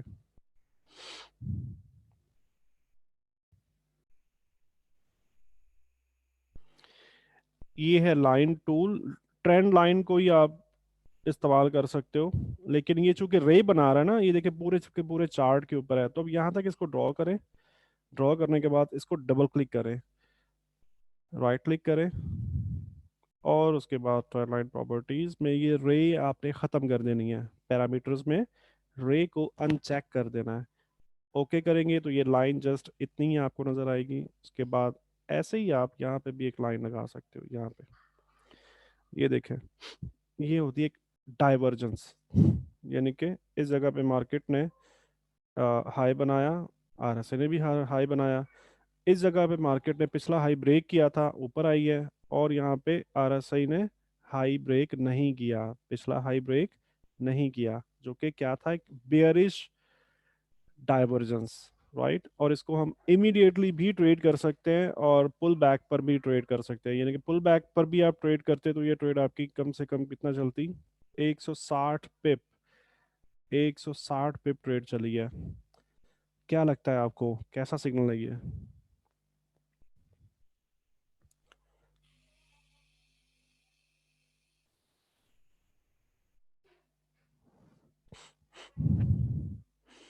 अच्छा, ये ये है कन्वर्जेंस,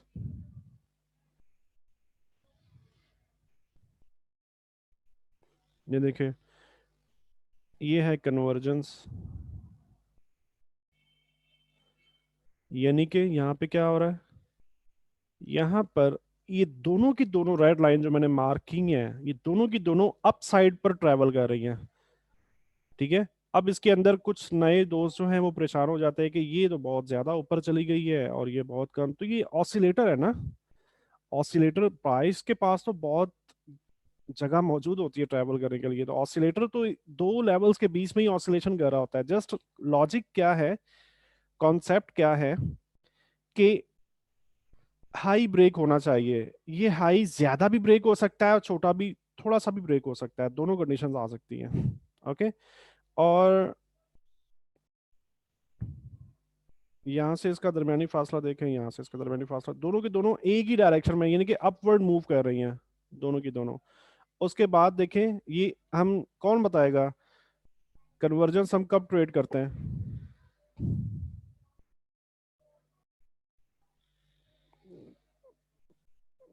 जल्दी जल्दी रिप्लाई करें, कन्वर्जेंस कब ट्रेड की जाती है?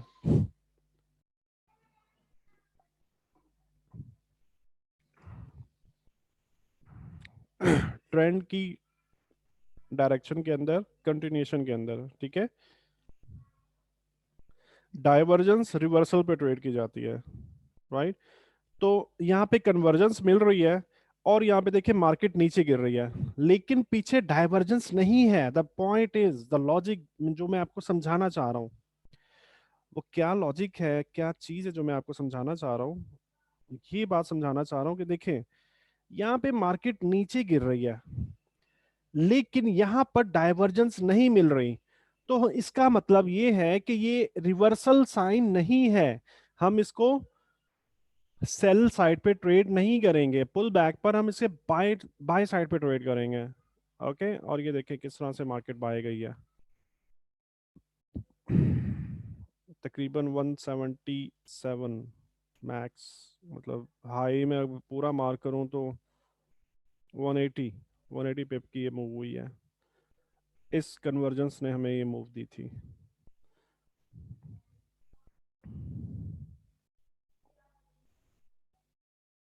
नहीं नहीं, स्टार्ट ऑफ अ ट्रेंड जो है वो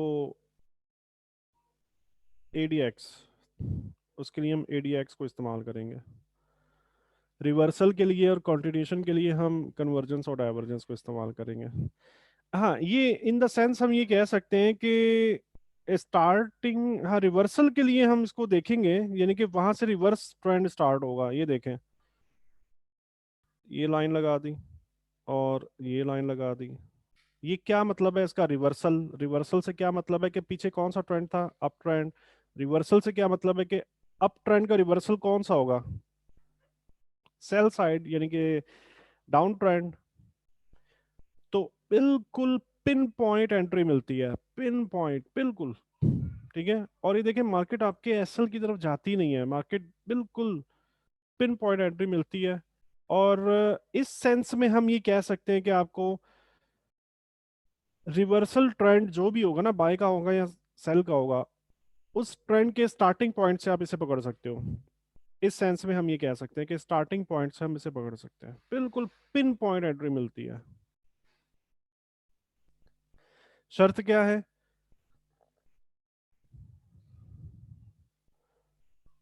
ट्रिपल टॉप एसएल भी। ट्रिपल टॉप का मतलब है कि मार्केट रेंज कर रही है।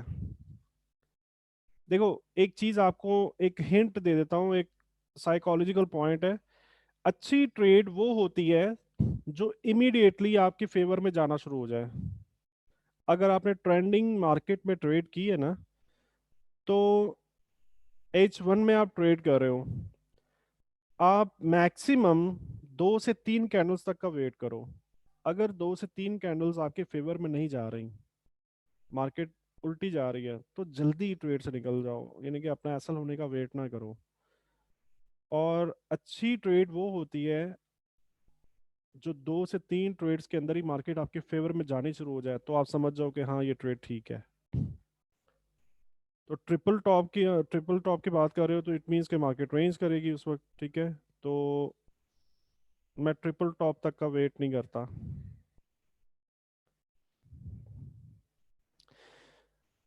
डाइवर्जेंस के मुतालिक कोई क्वेश्चन किसी का? उसके बाद मैं आपको एक और बहुत ही कमाल की स्ट्रेटजी बताने वाला हूँ।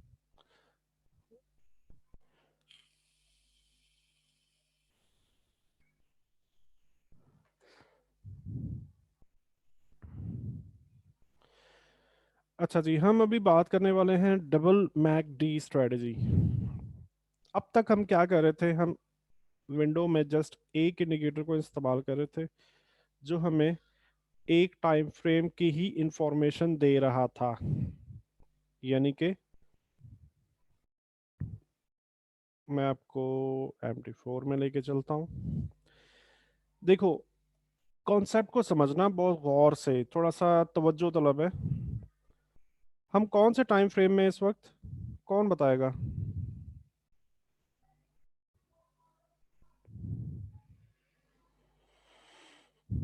H1 टाइम फ्रेम में, ओके। और RSI इंडिकेटर जो हमने इंस्टॉल किया, ये डिफॉल्ट वैल्यू के साथ किया है, ठीक है।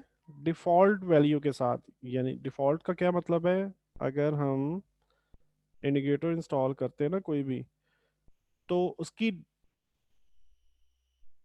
मैंने ATR किया तो ये इसकी ये डिफॉल्ट वैल्यू है 14। अगर मैं इसको यहीं पर ही ओके कर देता हूँ ना, तो इसका मतलब है कि मैंने ये इंडिकेटर डिफॉल्ट वैल्यू के साथ इंस्टॉल कर दिया है। ये डिफॉल्ट वैल्यू के साथ इंस्टॉल करने से क्या मतलब होता है, इसका ये मतलब होता है कि हम जिस भी टाइम फ्रेम में मौजूद हैं, ये उसी टाइम फ्रेम की इंफॉर्मेशन दे रहा होता है। ये इंडिकेटर हमें उसी टाइम फ्रेम की इंफॉर्मेशन दे रहा होता है। यानी कि 14 के साथ RSI इंस्टॉल्ड है, H1 का टाइम फ्रेम है, तो हमें ये बता रहा है कि 1 घंटे के अंदर मार्केट ओवरसोल्ड है या नहीं है, ओवरबाउट है या नहीं है, ओवरबाउट है या ओवरसोल्ड है, या डाइवर्जेंस आ रही है, कन्वर्जेंस, जो भी इंडिकेशंस आ रही हैं, वो 1 घंटे के अकॉर्डिंगली आ रही हैं, ठीक है। नंबर वन, ये चीजें समझने वाली। नंबर टू, हम क्या करने वाले हैं अब, हम दो टाइम फ्रेम को यूज करने वाले हैं। क्यों? नंबर वन, मार्केट हमेशा बड़े टाइम फ्रेम को ज्यादा रेस्पेक्ट करती है। जितना बड़ा टाइम फ्रेम होगा, मार्केट उसको ज्यादा रेस्पेक्ट कर रही होती है। उसके अलावा अगर हम दो टाइम फ्रेम आपस में अलाइंड कर लें, तो फिर ये ज्यादा चांस होता है कि मार्केट हमारी फेवर में जाएगी।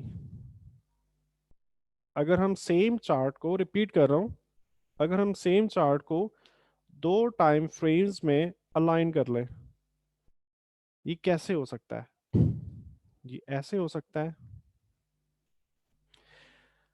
RSI जब हमने इंस्टॉल किया था डिफॉल्ट वैल्यूज के साथ, तो ये हमें H1 की इंफॉर्मेशन दे रहा था। अब H4 की इंफॉर्मेशन अगर हम लेना चाहते हैं, तो हमें H4 टाइम फ्रेम में जाना पड़ेगा। यानी कि हमने टाइम फ्रेम को स्विच किया, अब ये RSI H4 की इंफॉर्मेशन दे रहा है हमें। लेकिन हम ये नहीं चाहते, हम क्या चाहते हैं कि हम H1 में ही रहें और हमें H4 की इंफॉर्मेशन भी मिलती रहे। उसके लिए हम क्या करेंगे, पहले मैं इसको डिलीट कर रहा हूँ, उसके बाद मैं अगेन मैकडी लगा रहा हूँ। मैकडी को मैंने रीसेट किया। अगर कुछ भी ये न्यूमेरिकल वैल्यूज अगर आगे पीछे हो भी जाती है ना, कोई भी सेटिंग हिल जाती है, तो अब रीसेट करोगे तो ये अपनी डिफॉल्ट सेटिंग पे आ जाएगा, इसको ओके कर दोगे, राइट। तो ये एक इंडिकेटर हमने इंस्टॉल कर दिया अपने डिफॉल्ट वैल्यूज के साथ। तो इसका क्या मतलब है कि ये इंडिकेटर हमें H1 की इंफॉर्मेशन दे रहा है। अब हमारा टारगेट क्या है कि हमने H4 की इंफॉर्मेशन लेनी है H1 के टाइम फ्रेम में रहते हुए। उसके लिए हम क्या करेंगे, एक और इंडिकेटर इस्तेमाल करेंगे, ऑसिलेटर्स, मैकडी। अब ये जो न्यूमेरिकल वैल्यूज है ना, 12, 26 और 9, इसको हम 4 से मल्टीप्लाई कर देंगे, ठीक है। तो जरा मल्टीप्लाई करके बताएं मुझे क्या आंसर आता है।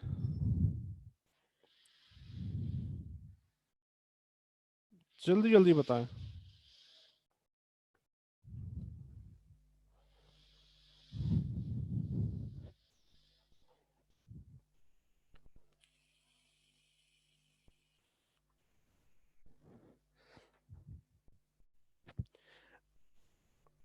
किसी का भी रिप्लाई नहीं आ रहा पता नहीं क्या मसला है। अच्छा, मैंने मैकडी की वैल्यूज को 4 से मल्टीप्लाई किया, तो उसके बाद मैंने ओके किया। अब ये मेरे पास दूसरा इंडिकेटर जो है, आवाज नहीं आ रही है, आवाज आ रही है सबको? मेरी आवाज आ रही है ना सबको?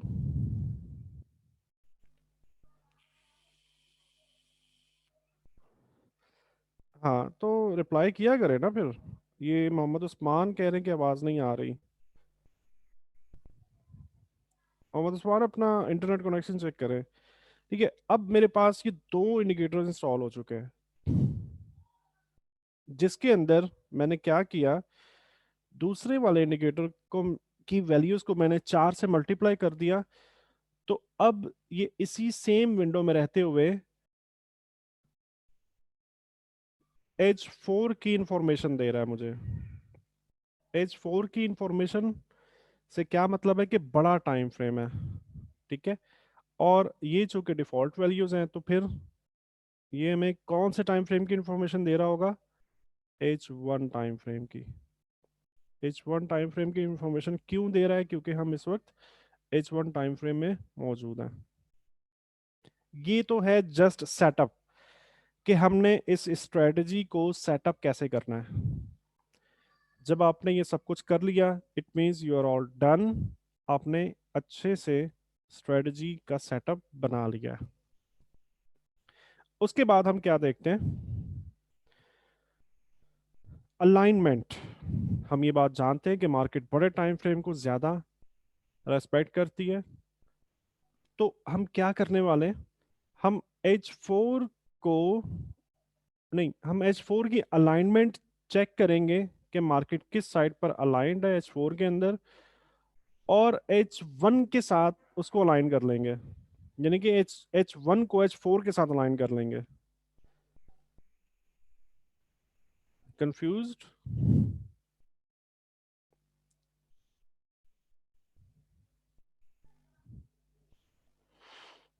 देखें, सबसे पहले हम H4 विंडो को देखेंगे। H4 विंडो कौन सी है, यानी कि ये 4 से मल्टीप्लाइड वैल्यूज है ना, तो मैं इसको, इस विंडो को H4 विंडो कह रहा हूँ। इस पूरी विंडो को H4 का नाम दे रहा हूँ खुद से। इसको मैं H1 का नाम दे रहा हूँ खुद से, क्योंकि ये डिफॉल्ट वैल्यूज के साथ है। तो सबसे पहले हम H4 के अंदर देखेंगे कि मार्केट क्या कर रही है। मैकडी के अंदर अलाइनमेंट कैसे चेक की जाती है मैं आपको बता चुका हूँ। मार्केट जब भी जीरो से नीचे अलाइंड होगी ना, तो हम सेलिंग एंट्री तलाश करेंगे, बाइंग तलाश नहीं करेंगे। ठीक है, इस जगह पर हमें, इस जगह पर H4 ने हमें बता दिया कि मार्केट सेल साइड पर अलाइन हो चुकी है। ठीक है, उसके बाद हमने नंबर 2 पे क्या करना है, H1 वाली विंडो में आ जाना है। H1 वाली विंडो कौन सी है, ये वाली। अब इसके अंदर हमने क्या करना है, अगर तो जीरो के लेवल से हिस्टोग्राम ऊपर बन रहा होगा ना, हम ट्रेड नहीं करेंगे। क्यों ट्रेड नहीं करेंगे, इस वजह से ट्रेड नहीं करेंगे कि H4 की विंडो, मैं बहुत स्लो स्लो इसलिए बात कर रहा हूँ कि आपको समझ, कंफ्यूजिंग है, पहली बार सुनने में थोड़ा सा मुश्किल आएगी आपको, बट कोशिश करेंगे थोड़ा कंसंट्रेशन के साथ सुनेंगे बातों को, तो आप अच्छे से समझ जाएंगे। हम इस वक्त क्यों ट्रेड नहीं कर रहे, क्योंकि H4 की विंडो सेल साइड पर अलाइंड है, और H1 की विंडो बाई साइड पर अलाइंड है। इसका मतलब है कि इन दोनों विंडोज में अलाइनमेंट नहीं है एक दूसरे के, मतलब एक एक वे में ये ट्रैवल नहीं कर रही हैं। हम कब अपॉर्चुनिटी फाइंड करेंगे, जब H1 अलाइन हो जाएगा H4 के साथ। H4 के साथ ये कब अलाइन होगा, जब जीरो के लेवल से नीचे की तरफ हिस्टोग्राम बनना शुरू हो जाएंगे। ठीक है, समझ में आ गई यहां तक?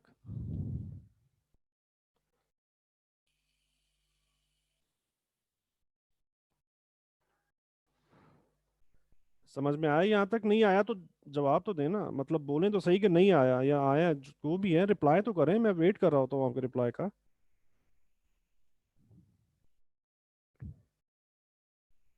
ठीक है, अब अलाइनमेंट भी हमारी कंप्लीट हो गई है। कैसे कंप्लीट हुई है, बड़ा टाइम फ्रेम भी सेल साइड पे अलाइंड है, और छोटा टाइम फ्रेम भी सेल साइड पर अलाइंड है। ठीक है, इस जगह के बाद हमारी अलाइनमेंट कंप्लीट। अब हम ये बात करेंगे कि एंट्री कहाँ से लेनी है। एंट्री के लिए सिंपल सा रूल है, H1 विंडो के अंदर ये आप देख रहे हो डॉटेड लाइन, ये जब भी हिस्टोग्राम के अंदर दाखिल होगी ऐसे, ये देखें, हम सेल की एंट्री लेंगे। ये कौन सी जगह बनती है? ये जगह बनती है, ये जगह, इस जगह पे। यानी कि देखें, ये सेल अलाइंड हो गया था, उसके बाद ये पुल बैक चल रहा है, इस जगह पर हमें एंट्री मिलती है। उसके बाद मूविंग एवरेज हिस्टोग्राम से बाहर निकल चुकी है, नो प्रॉब्लम। बाहर निकलने के बाद दोबारा से इस जगह पर देखें, हिस्टोग्राम के अंदर दाखिल हो रही है, तो इस जगह पर हम एक और एंट्री लेंगे। ये वाली कैंडल बनती है, ये वाली एक्चुअली, ये कैंडल थी, ठीक है। इस कैंडल पर ये देखेंगे, ये भी पुल बैक है, गौर से देखेंगे ना आपको पुल बैक नजर आएगा। तो ये जो मूविंग एवरेज है ना, इसकी ये रेड डॉटेड लाइन, ये जब पुल बैक्स के ऊपर आपको मार्केट में एंटर करने में हेल्प आउट कर देगी। क्या स्ट्रेटेजी है? ये मूविंग एवरेज जब भी हिस्टोग्राम के अंदर दाखिल होगी, हम सेल की एंट्री लेंगे, राइट। और सेल की एंट्री, इसका टीपी कहाँ पे जाएगा, इसका एसएल कहाँ पे जाएगा? तो टीपी एसएल मैं बता चुका हूँ। तमाम स्ट्रेटजीज का तकरीबन एक ही रूल होता है, पिछले स्विंग हाई या लो के ऊपर एसएल, और इसका टीपी कहाँ पे जाएगा? Next strong support, right. अच्छा, इसके बाद हम और देखते हैं जी, हम मेरे पास और, अच्छा एक बात आपको बताऊं, खास बात ये है कि ये ट्रेंडिंग के अंदर इस्तेमाल होगी स्ट्रेटजी। ये स्ट्रेटजी कभी भी हम रेंजिंग में इस्तेमाल नहीं करेंगे, नॉट रेकमेंडेड है।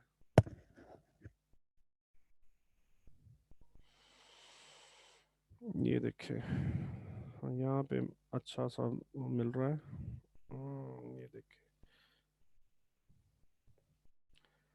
सबसे पहले हम क्या देखेंगे, H4 की विंडो क्या कर रही है। H4 का हिस्टोग्राम जीरो लाइन से ऊपर प्लॉट हो रहा है मुसलसल, इट मीन्स कि H4 बाइंग साइड पर अलाइंड है। उसके बाद हमने H1 की विंडो में आ जाना है और वेट करना है कि H1 time frame H4 time frame के साथ अलाइन हो जाए। कब होगा? जब H1 का हिस्टोग्राम जीरो लाइन से ऊपर बनना शुरू हो जाए, तो इसका मतलब है कि हमारी अलाइनमेंट अब कंप्लीट हो चुकी है। जैसे ही अलाइनमेंट कंप्लीट होगी, उसके बाद हम ये देखेंगे कि हमें एंट्री कहाँ से लेनी है। एंट्री कहाँ से लेंगे? ये मूविंग एवरेज जब भी हिस्टोग्राम के अंदर दाखिल होगी, ये देखें, हम मार्केट में एंटर हो जाएंगे। ये देखें, ये तकरीबन इस जगह पे, इस कैंडल पे, इस कैंडल पे मूविंग एवरेज जो है हिस्टोग्राम के अंदर दाखिल हो रही है, और हम यहाँ से बाई की एंट्री लेंगे। बाई की एंट्री क्यों लेंगे, कोई बता सकता है मुझे कि हम बाई की एंट्री क्यों ले रहे हैं यहाँ पे? मुझे समझ में आ जाएगा कि आपको अच्छे से समझ में आ गई ये सारी बातें।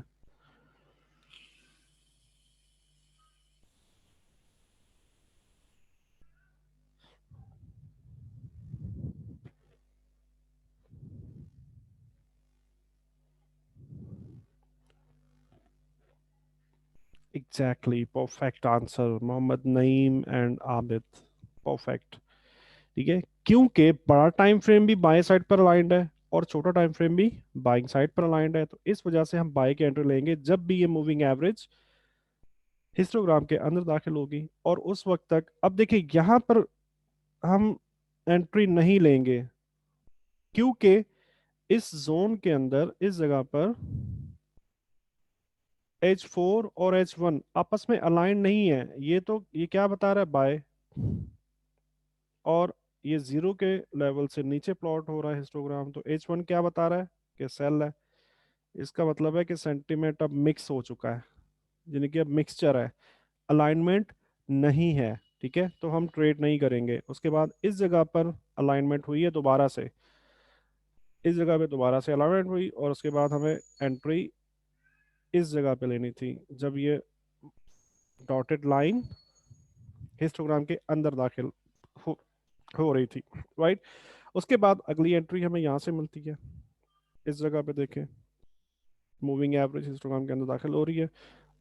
और देखिए ये इस स्ट्रेटजी के साथ ये पूरे का पूरा ट्रेंड आप कैप्चर कर सकते थे। कितने पिप का ट्रेंड है ये? इस जगह पर अलाइनमेंट हुई है, यहाँ से देखते हैं तकरीबन 486 पिप्स। 486 पिप्स, कैन यू इमेजिन दैट? इतनी जबरदस्त चीज है। और सिर्फ ये नहीं है कि आपने जस्ट 486 पे उठाए हैं, आप मल्टीपल एंट्रीज ले रहे हो। यहाँ से आपको एक और एंट्री मिली, यहाँ से एक और एंट्री मिली, उसके बाद यहाँ पर एंट्री मिली है, उसके बाद यहाँ पर एंट्री मिली है, उसके बाद यहाँ पे एंट्री मिली है, उसके बाद यहाँ पे एंट्री मिली है, एंड उसके बाद ये एंट्री मिली है, उसके बाद ये एंट्री मिली है। ठीक है, समझ में आ गई स्ट्रेटजी? किसी को कोई क्वेश्चन इसके बारे में?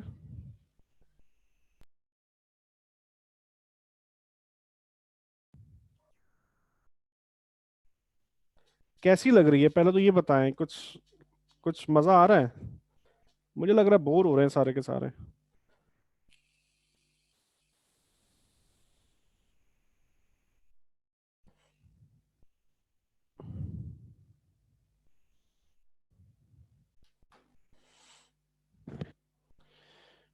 ठीक है, एक एग्जांपल और मैं आपको सेलिंग की दिखा देता हूँ। नहीं, आप में से कोई एक्साइटेड नहीं लग रहा मुझे, इस वजह से मैं समझ रहा हूँ कि आप बोर हो रहे हो काफी। सेलिंग का बहुत लंबा कुछ एग्जांपल मिल नहीं रही है। यहाँ पे ये देखें,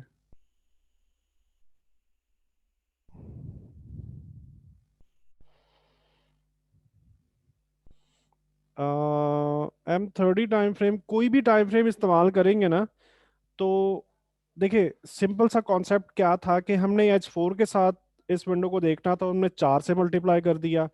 अगर आप D1 से करना चाहते हो, ये वाली विंडो आप D1 की रखना चाहते हो, तो फिर इसको 24 से मल्टीप्लाई कर दो।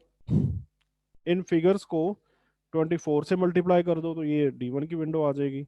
इस तरह से आप किसी भी टाइम फ्रेम को आप कर सकते हो। अच्छा जी, यहाँ पे बड़ा टाइम फ्रेम सबसे पहले देखना होता है, सेल साइड पे अलाइंड हुआ, उसके बाद H1 भी अलाइंड है, यहाँ पे दोनों चीज़ें अलाइंड है। और इस जगह पे हम, इस जगह पे ये थी सेल की एंट्री, छोटी सी एंट्री मिली है।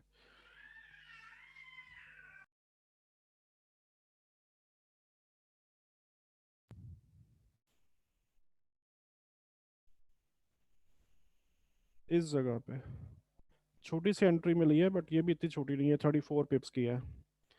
और मज़े की बात क्या है कि इसके पीछे रेंज चल रही है। ठीक है, ये देखिए रेंज चल रही है, जबकि रेंजिंग के अंदर ये रेकमेंडेड नहीं है, लेकिन फिर भी रेंजिंग के अंदर भी आपको सिग्नल दे रही है और प्रॉफिटेबल है। उसके बाद आपको ये एंट्री मिली है यहाँ से, इस जगह पे। अच्छा ये तो हमने देख लिया ना। उसके बाद ये एंट्री थी, ये भी छोटे से थोड़े से पिप्स हैं। ठीक है, थोड़े से पिप्स हैं, लेकिन आप ये भी देखो, साथ साथ ये देखो, लो ब्रेक हुआ है, लो ब्रेक नहीं हुआ, डाइवर्जेंस। ठीक है, डाइवर्जेंस भी आई हुई थी यहाँ पे, और देखो मार्केट उसके बाद ऊपर गई है। तो इस तरीके से आप चीज़ों को मिला के आप जरा देखोगे। अच्छा, उसके बाद हमें अलाइनमेंट कहाँ पे मिल रही है? यहाँ पे अलाइनमेंट मिली है, यहाँ पे भी मिली है, बट ये बहुत छोटी सी और रेंजिंग है। एक्चुअली ये सारे का सारा क्या है, ये रेंजिंग है, ये देखो। ठीक है, इस वजह से ये अच्छे सिग्नल नहीं मिल रहे हमें, राइट। और आपको बताया कि स्ट्रेटजी ट्रेंडिंग मार्केट में रेकमेंडेड है, लेकिन ट्रेंड स्टार्ट होने से पहले भी आपको ये अच्छे सिग्नल दे देती है। यहाँ पे सेल साइड पे अलाइनमेंट मिल गई हमें, और उसके बाद ये देखे, ये थी एंट्री, इस कैंडल के ऊपर हमारी एंट्री थी। हमें 52 पिप्स तकरीबन, 57 पिप्स यहाँ पे मिल गए। अब यहाँ पे देखें तो कन्वर्जेंस मिल रही है। कन्वर्जेंस का मतलब है कि ट्रेंड कंटिन्यू करेगा। मार्केट ऊपर गई है, लेकिन हमें पहले से पहले पता था कि मार्केट कंटिन्यू करेगी, तो अगेन हमें इस जगह पर सेल की एंट्री मिली है, इस जगह पे, इस पॉइंट पे। और ये देखें तकरीबन 53 पिप्स हमें दोबारा मिले, और यहाँ पर भी अगेन डाइवर्जेंस आ गई है।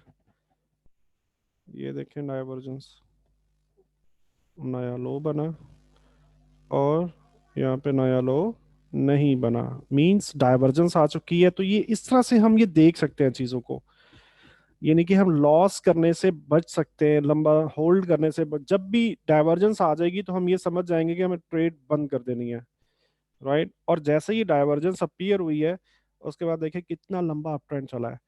ठीक है, इस स्ट्रेटजी के ऊपर किसी का कोई क्वेश्चन, फिर मैं आगे चलूं। काफी एग्जांपल वगैरह देख लिए हमने, चलें, गुड।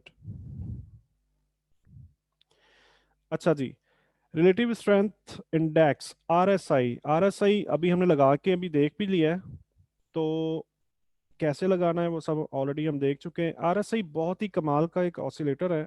इसके अंदर क्या हो रहा होता है, ये हमें ट्रेंड के अंदर जो प्राइस चेंज है ना, प्राइस का चेंज होना, उसका मोमेंटम बता रहा होता है। यानी कि अगर प्राइस तेजी से चेंज हो रही है तो आरएसआई स्पीड से भाग रहा होता है, और अगर प्राइस की जो चेंजिंग है उसकी स्पीड डाउन हो चुकी है तो आरएसआई हमें बता देता है कि मार्केट इस वक्त अब डाउन हो चुकी है, यानी कि रिवर्सल आने वाला है। इसके अंदर भी जस्ट जो लोग मोमेंटम फिजिक्स में अच्छे से नहीं पढ़ा सकता एक्चुअली ठीक है, तो ये मोमेंटम आप समझते होगे, इससे ये जो स्पीड की स्पीड होती है ना, उसे कैलकुलेट किया जाता है। या और आसान कर दूं तो जान, हम कह सकते हैं कि ट्रेंड के अंदर जान मौजूद है या नहीं है। ठीक है, आरएसआई हमें ये कैलकुलेट करके बता रहा होता है, जस्ट मोमेंटम हमें कैलकुलेट करके बता रहा है। इसके साथ हम इसको भी तीन चार तरह से ट्रेड कर सकते हैं। Number one, overbought oversold, हम देख सकते हैं 30 एंड 70 के लेवल्स के ऊपर। जब जब मार्केट रेंजिंग कंडीशन में होगी सिर्फ उस वक्त। और ट्रेंडिंग मार्केट में कन्वर्जेंस और डाइवर्जेंस के देखने के लिए बेहतरीन इंडिकेटर है, जो मैंने आपको लगा के दिखा भी दिया, अभी एग्जांपल भी हमने देख लिया आरएसआई की मदद से। ठीक है, ओवरबाउट ओवरसोल्ड की एग्जांपल हमने नहीं देखी, वापस चलते हैं MT4 में और हम इन एग्जांपल को देखने की कोशिश करते हैं। हमें एक सेकंड में इनको डिलीट कर दूं ज़रा, ताकि चार्ट जो है वो क्लियर हो जाए।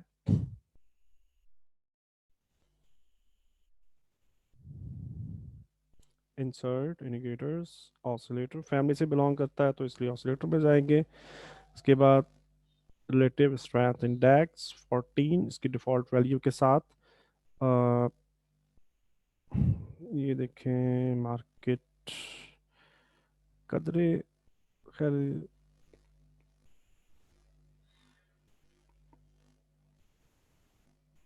ये कदरे रेंजिंग बिहेवियर है ना, ये देखें। ठीक है, overbought and oversold conditions को हम हमेशा रेंजिंग में ही ट्रेड करेंगे। और मैंने आपको बताया था जब भी मार्केट ओवर बाउट हो जाए तो हम सेल करेंगे। इस जगह पे इस बार पे हमें सेल की एंट्री मिली अगेन मार्केट ऊपर आ रही है और ये देखें ओवर सोल्ड हुई है और हमें इस जगह पर तकरीबन कितने 171 पिप की मूव हुई है।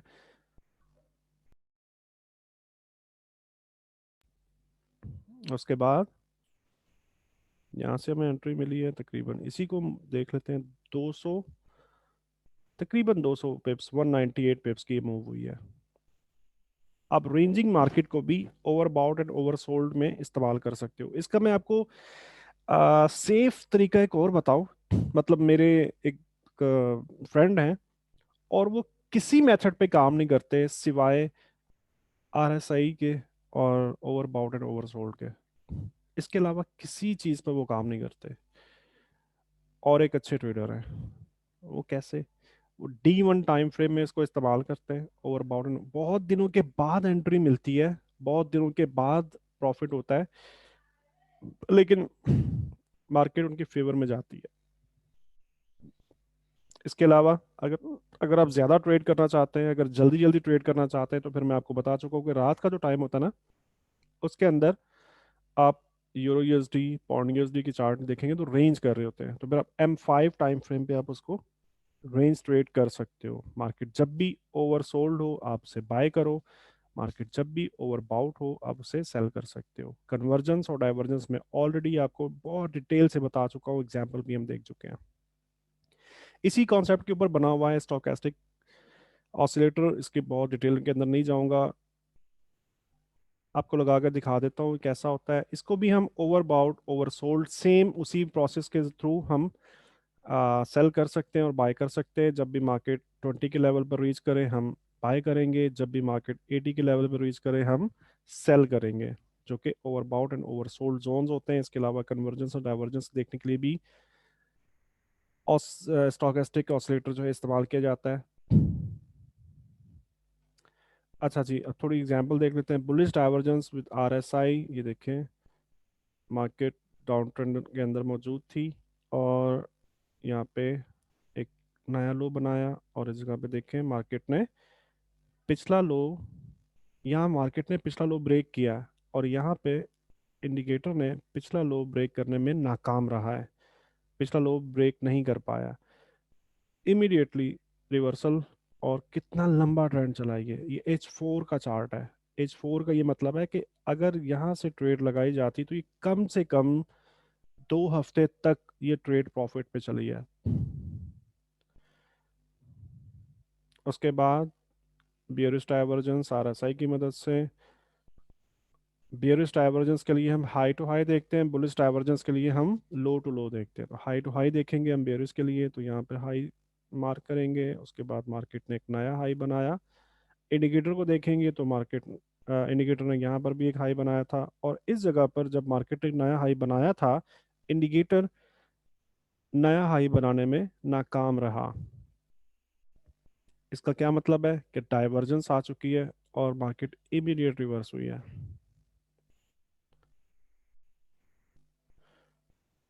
स्टोकेस्टिक की मदद से हम कैसे देख सकते हैं डाइवर्जेंस? स्टोकेस्टिक दिखता कैसे है? ये स्टोकेस्टिक इंडिकेटर है जिसके अंदर 2 मूविंग एवरेजेस इस्तेमाल हो रही होती हैं, और हम इस तरीके से लो टू लो मिला के बुलिश डाइवर्जेंस देख सकते हैं। यहाँ पे देखें ये नया लो बना हुआ है, और ये लो पिछले लो को ब्रेक करने में नाकाम रहा, जबकि मार्केट ने पिछले लो को ब्रेक किया हुआ है।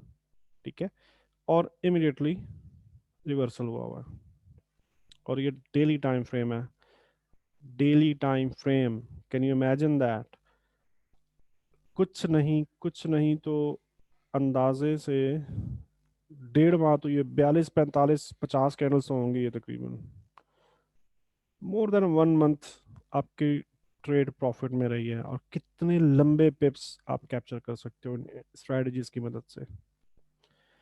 बेयरिश डाइवर्जेंस स्टोकेस्टिक की मदद से कैसे देख सकते हैं? AUD डेली का चार्ट है, मार्केट ने हाई ब्रेक किया, जबकि स्टोकेस्टिक ने पिछला हाई ब्रेक नहीं किया। दोनों लाइन लगा के हमने देख ली, तो हम ये देख सकते हैं कि लाइनों की डायरेक्शन चेंज हो चुकी है। ये अपवर्ड मूव कर रही है और ये लाइन डाउनवर्ड मूव कर रही है। मींस कि डायरेक्शन चेंज हो चुकी है, मतलब डाइवर्जेंस आ चुकी है, और इमीडिएटली हम इसको ट्रेड कर सकते हैं।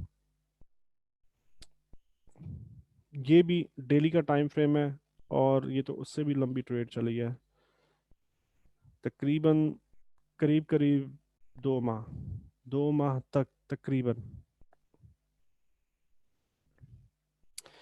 अच्छा जी, आज का लेक्चर यहाँ पे ख़त्म होता है। आपको एक्सरसाइज नोट करवा दूँ, आपने क्या करना है?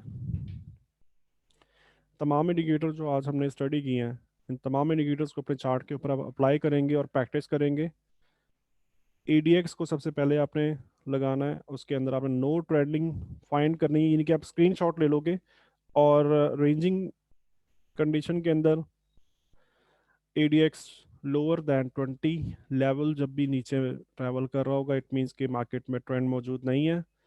आपने उसका स्क्रीनशॉट लेना है और आप मुझे दिखाएंगे कि that is no trend, right. उसके बाद ट्रेंडिंग कब स्टार्ट होगी, एग्जॉशन कब होगा, तमाम चीज़ें मैं आपको बता चुका हूँ। 50 के लेवल पे एग्जॉशन होगा और 20 के लेवल से जब भी एडीएक्स की लाइन क्रॉस करके ऊपर जाएगी, इट मीन्स कि अब ट्रेंडिंग स्टार्ट हो रही है। नंबर 2 पे आप मैकडी इंडिकेटर की प्रैक्टिस करोगे। बुलिश और बियरिश अलाइनमेंट फाइंड करेंगे, बुलिश डाइवर्जेंस देखेंगे और बियरिश डाइवर्जेंस देखेंगे। उसके बाद ट्रेडिंग अपॉर्चुनिटीज फाइंड करोगे इम्प्रोवाइज्ड मैकडी स्ट्रेटजी के साथ। ये कौन सी स्ट्रेटजी है जिसके अंदर हमने 2 मैकडीज इंस्टॉल किए थे ना, डबल मैकडी स्ट्रेटजी। इसके साथ आप ट्रेडिंग अपॉर्चुनिटीज फाइंड करोगे। Overbought and oversold conditions, RSI stochastic indicator की मदद से आपने इन कंडीशंस को फाइंड आउट करना है रेंजिंग कंडीशन के अंदर, रेंजिंग मार्केट के अंदर। कन्वर्जेंस आप फाइंड आउट करोगे ट्रेंडिंग मार्केट के अंदर, डाइवर्जेंस आप फाइंड आउट करोगे रिवर्सल के लिए। तो ये तमाम पॉइंट्स नोट कर लें और ये आपकी एक्सरसाइज है, फ्राइडे के सेशन में आप ये चार्ट बना के लाओगे और प्रेजेंट करोगे। इसके अलावा ये है एनालिसिस चेकलिस्ट, ये आपकी हेल्प के लिए है। यानी कि आप जब भी ट्रेड करने के लिए बैठेंगे तो आपको इसको ट्रेडिंग प्लान भी आप कह सकते हैं कि ट्रेडिंग प्लान क्या है, किस कौन से इसमें क्या होता है कि नंबर 1 पे आपने क्या देखना है, नंबर 2 पे आपने क्या देखना है, नंबर 3 पे आपने क्या करना है, नंबर 4 पे आपने क्या करना है। जब तमाम पॉइंट्स क्वालिफाई करेंगे उस वक्त आप ट्रेडिंग में आओगे। तो आपने क्या करना है, ये चेकलिस्ट का प्रिंट आउट लोगे। प्रिंट आउट लेने के बाद जिस जगह पर आप बैठ के ट्रेडिंग करते हो या आपकी जो भी ट्रेडिंग डेस्क है, उसके सामने वॉल पर आपने इस प्रिंट को पेस्ट कर देना है। इससे क्या होगा, बार बार आपकी नज़र इस पेपर पर जाएगी और ये पॉइंट आहिस्ता आहिस्ता आहिस्ता आहिस्ता आपको याद होना शुरू हो जाएंगे।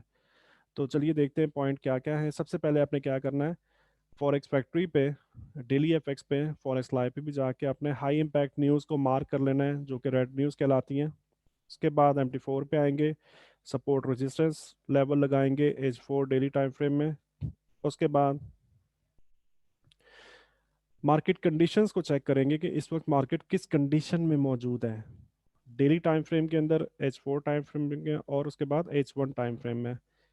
कैसे चेक करेंगे, अगर तो मार्केट दो लेवल्स के बीच में खड़ी है तो फिर आप ट्रेंड की कंटिन्यूएशन को ट्रेड करोगे। अगर मार्केट किसी लेवल तक पहुंच चुकी है, स्ट्रॉन्ग लेवल तक, तो फिर आप रिवर्सल को ट्रेड करोगे। इन पॉइंट्स को भी देख लें कैसे। आप अप ट्रेंड के लिए हमेशा higher highs and higher lows को देखेंगे, डाउन ट्रेंड के लिए लोअर हाइज लोअर लोज को देखेंगे। ट्रेंड लाइन का तीसरा चौथा टच हो आप ट्रेड करोगे 20-50 मूविंग एवरेज के टच पर भी। आप ये भी रेफरेंस के तौर पे आप इन स्ट्रेटजीज के साथ अलाइन कर सकते हो। अच्छा, मार्केट जब भी किसी स्ट्रॉन्ग लेवल तक पहुंच जाए तो आप कंटिन्यूएशन को ट्रेड नहीं करोगे, रिवर्सल को ट्रेड करोगे उस वक्त जब आपको डाइवर्जेंस का सिग्नल मिल जाए। अगर मार्केट उस लेवल को ब्रेक कर जाती है, उस सपोर्ट को या उसी रेजिस्टेंस को ब्रेक कर जाती है, तो आप ब्रेकआउट एंड रीटेस्ट स्ट्रेटजी इस्तेमाल करोगे। वो कौन सी स्ट्रेटजी है, मार्केट ने इस लेवल को ब्रेक किया, आप वेट करोगे मार्केट इसी लेवल तक रीटेस्ट करे और फिर आप बाय में जाओगे। अगर ये सपोर्ट था, मार्केट ने इसको ब्रेक किया, रीटेस्ट का वेट करोगे और आप सेल में जाओगे। ये और बेहतर होता है, एक अलग से ये कंफर्मेशन होती है कि हम किसी कैंडलस्टिक पैटर्न का वेट करें इन जगहों पर, जो जगहें आपको बार बार पढ़ाई जा चुकी हैं। तो आपने क्या करना है, ये चेकलिस्ट प्रिंट करके आपने पेस्ट कर देनी है और जब भी आप ट्रेड करने के लिए बैठोगे तो इन साइंस के अकॉर्डिंगली, इन चीज़ों के अकॉर्डिंगली, इन पॉइंट्स को आप मद्दे नज़र रखोगे, मलहूज़ खातिर रखोगे। आज का लेक्चर यहाँ पे ख़त्म होता है। किसी भी दोस्त का कोई क्वेश्चन है तो आप क्वेश्चन कर सकते हैं।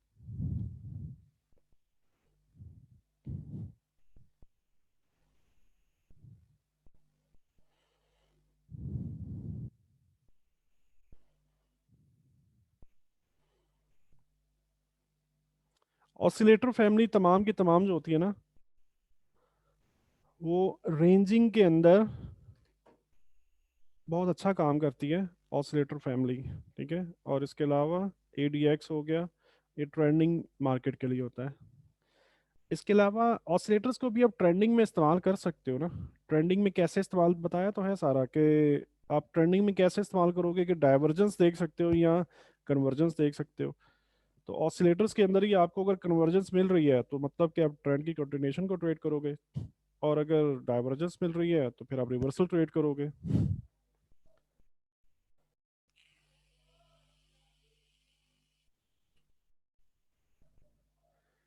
ठीक है जी, कोई और क्वेश्चन?